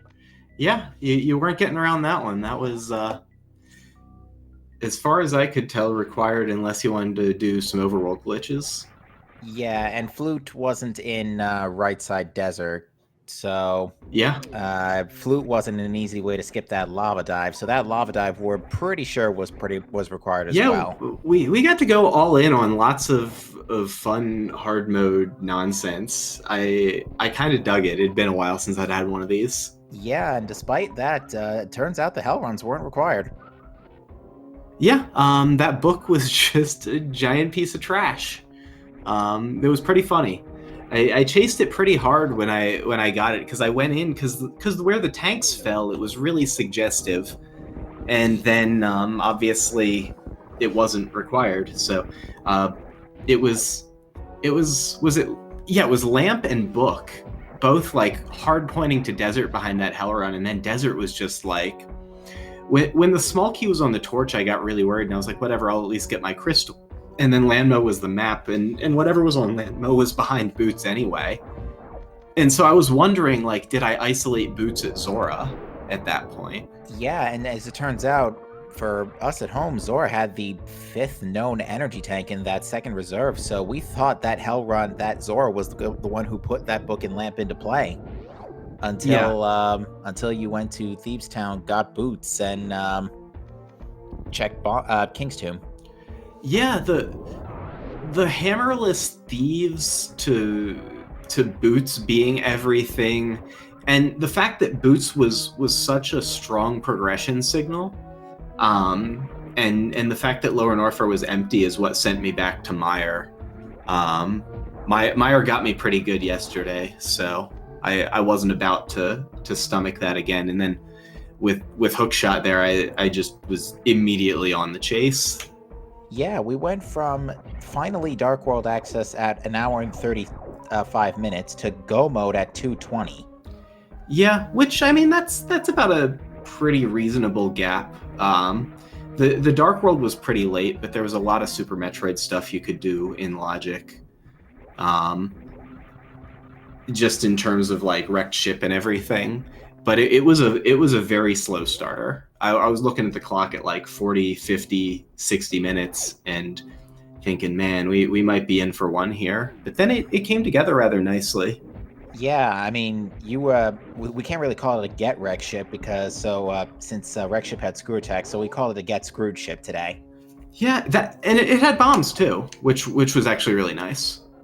Yeah, it had some nice stuff, but nothing that was actually going to blow the seed wide open until you got to Death Mountain. That was one heck of a Death Mountain, though. Yeah, mirror, gravity, fire rod, bow, everything except hammer. Clean. Yeah, it was everything I needed except hammer. And even that was just chilling next to Dragon. Yeah, which it's funny that was completely on a different prong of the logic. Because you had the flippers to backdoor and grappling beam to climb and do Coliseum to go over to Precious Missile. So the hammer was in logic, completely independent of the gravity suit, which was just sort of mind-blowing that hammer was in an earlier sphere than all of the Death Mountain stuff. I felt very lucky to have dodged hammer for as long as I did. Yeah, hammer go mode thankfully locked so much, so you were able to isolate just a few few spots where it could have been. Yeah, I kind of wanted to backdoor Meridia, but the way it pieced together, it just felt like it was better to go back from the front, just the way it routed cleanly. So I don't know. If I did force the backdoor Meridia, it works out for me. But the only real time to do that would have been after Pod, and I didn't want to like go into Hammerless Pod or something, right? Because Hammerless Pod and Hammerless Ice Palace were the only things over in that part of the map. Yeah, we were also thinking that the game was kind of screaming Ice Palace early because it handed you Flippers, Mitts, and Bombos Medallion. Yeah, if all of that wasn't ahead of the Moon Pearl, if I had the Moon Pearl early, I would have gone right for Hammerless Ice because of the way the seed was suggesting it. But then where Moon Pearl fell, with Thieves being a crystal, it just made sense to start there, and then to chase down some of the Boots stuff. I did spend a little bit extra time sort of on the overworld, but it was an interesting seed. I like getting one like this every once in a while. Absolutely, and I'm looking in the SRL here, and it looks like Jex has had enough and has decided to forfeit. Yeah, He just got out of Ridley. Okay. He never went to Mire after Pegasus Boots. He struggled really hard on the lava dive. He took several KOs throughout the entire game. Unfortunately, yeah. This was not. This was one of those seeds. Seeds. Yeah, this was one that could have gotten away for sure. You were forced to do some rather inconvenient things, like the 2-tank or 3-tank power suit wrecked ship, and the like 5-tank Varia Lower Norfair. Hello. Hello. Hey, Jex, welcome aboard. GG, Jex. Yes, GG. So that seed was something special. Yeah. So let's tell you how that would have wrapped up here, because it's not pretty where it went from apparently where you were. Yeah, I mean, like I saw a maniacal finish, and I'm just like, all right, I don't want to take up your guys' time and waste 5 hours. Well, your next progression was in Misery Mire. Ooh. It was hookshot to East/Dark Death Mountain, which had literally everything except Hammer, which was right next to Dragon. Okay. Yeah, And I was even considering dipping Misery Mire. I should have. It was a weird one. I actually died to GT the first time I went down. I was gonna check Mire area early and probably skip Mire, and then come back to it. But I died to GT's foot. I guess I was on a bad pixel and he made birds and it didn't work out. And so then I went and did Lower Norfair and then went and did the lava dive again because Lower Norfair was dry. And I felt like boots and Varia and speed just had to be something. And I didn't want to go and be aggressive about waterway and climb supers. Climb supers, I think we confirmed later, was just a heart container or something. It was, yeah, I think it was just a heart because I went up there and looked at it. I ate a lot of unnecessary deaths. That's for sure. Yeah, the Super Metroid was not being nice to you today at all.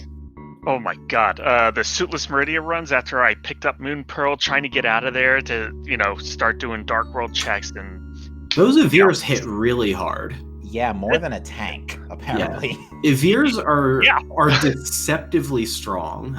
Shrimpy Mans will beat you up. I was kind of looking forward to, feeding them their mother, but it just wasn't in the cards. It was actually it was Revenge of the Children on your end, Jex, because it really all started with Kraid Jr. Yeah, Kraid Jr. got me too. I forgot about that one. The younglings are out for revenge. I can understand that. So everything was like all the major progression was behind Misery Mire.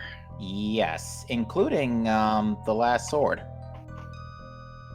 The last sword was in Upper Paradox. You chose to pick up the Bumper Cave Master Sword, and you never got Left Hand Pit Tempered. Yeah, I'm not going all around of Meridia just to get that. Yeah, I grabbed it post Dragon. It was actually not too inconvenient to get the sword then. What was in Mama Turtle? Nothing important. It was a hard container and I want to say missiles. I think it was a reserve in the wall or something. That's right. Because I know I died. Mama Turtle killed me. On top of it. Oh. Everything apparently was getting you today. That is everything that involves children was out to get me. Yeah, weird enemy choices. Sklade and Totori and the Evirs. My god. Oh man. Well, I guess I'm gonna have to practice a little bit more some of that stuff, especially those lava dives. I was not happy with that. Yeah, we saw you. That took a few tries, to say the least. I mean, go ahead. No, please. I was gonna say, I've done it in the past. I just don't consistently practice it. So, but I knew the general areas of where I needed to jump, just not like the pixel perfect sections where I needed to do it. Yeah, I took a couple lava dive deaths yesterday on the high jumpless dive. For whatever reason, it just left my brain, and I was like running out of iframes or doing too well and getting sniped by the Namahe, and all the different lava dives. There's just such subtle differences between them that if you're practiced at one, it's likely that you've forgotten all of the other ones. So, oh god, doing the spring, gravity spring ball jump lava dive, yeah, that's a fun one. Yikes. Yeah, no, this seed was apparently really troublesome. Of the 11 people racing, there's a grand total already of 4 forfeits in this list. So I imagine a lot of people, whether it was the Namahe lava dive or whatnot, it just was not a fun seed. Yeah, this one was. I thought it was really funny in the pre-race chat. Kirito was about to join, and then was like, nah, it's hard mode, I shouldn't. And I don't remember, I think it was probably Blandation was just like, nah, it seldom requires hard mode stuff. You should join anyway, and just like if it is one of those seeds, then just quit. And it was totally one of those seeds. It was one of those seeds Yeah. where it was all required. Multiple lava dives, hell runs. Oh my goodness. You could have gotten away without the hell runs, actually, as it turns Yeah. out. Yes, I realized that after I picked up, after I realized I had boots and the Titan's mitts already. It's just like, oh, Although, King's Tomb. I kind of do have to say Hammer Go mode was kind of my fault, because I kind of asked like jokingly while you were in Death Mountain, Maniacal, if we were going to have Hammer Go mode, and it ended up being the case.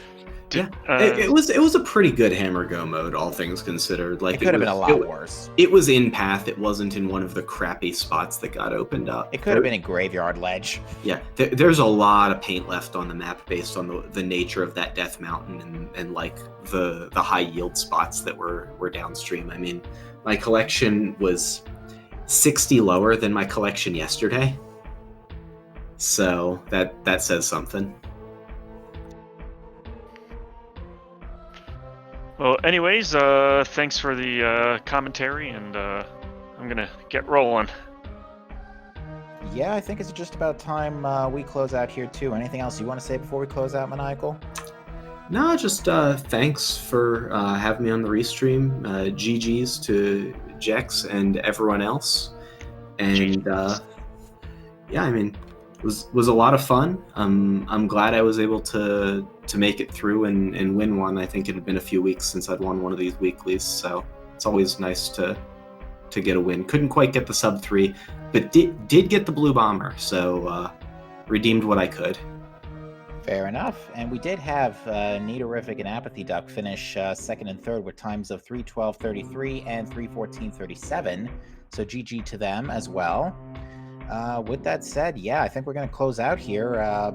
Again, follow our runners. They put on a great show for you here tonight, especially putting up with this clunker of a seed, to say the least. Shoutouts also to MM2NES Cartridge, our tracker tonight, who, especially after Death Mountain kicked off, was put to work, pressing all the buttons. So thank you for that.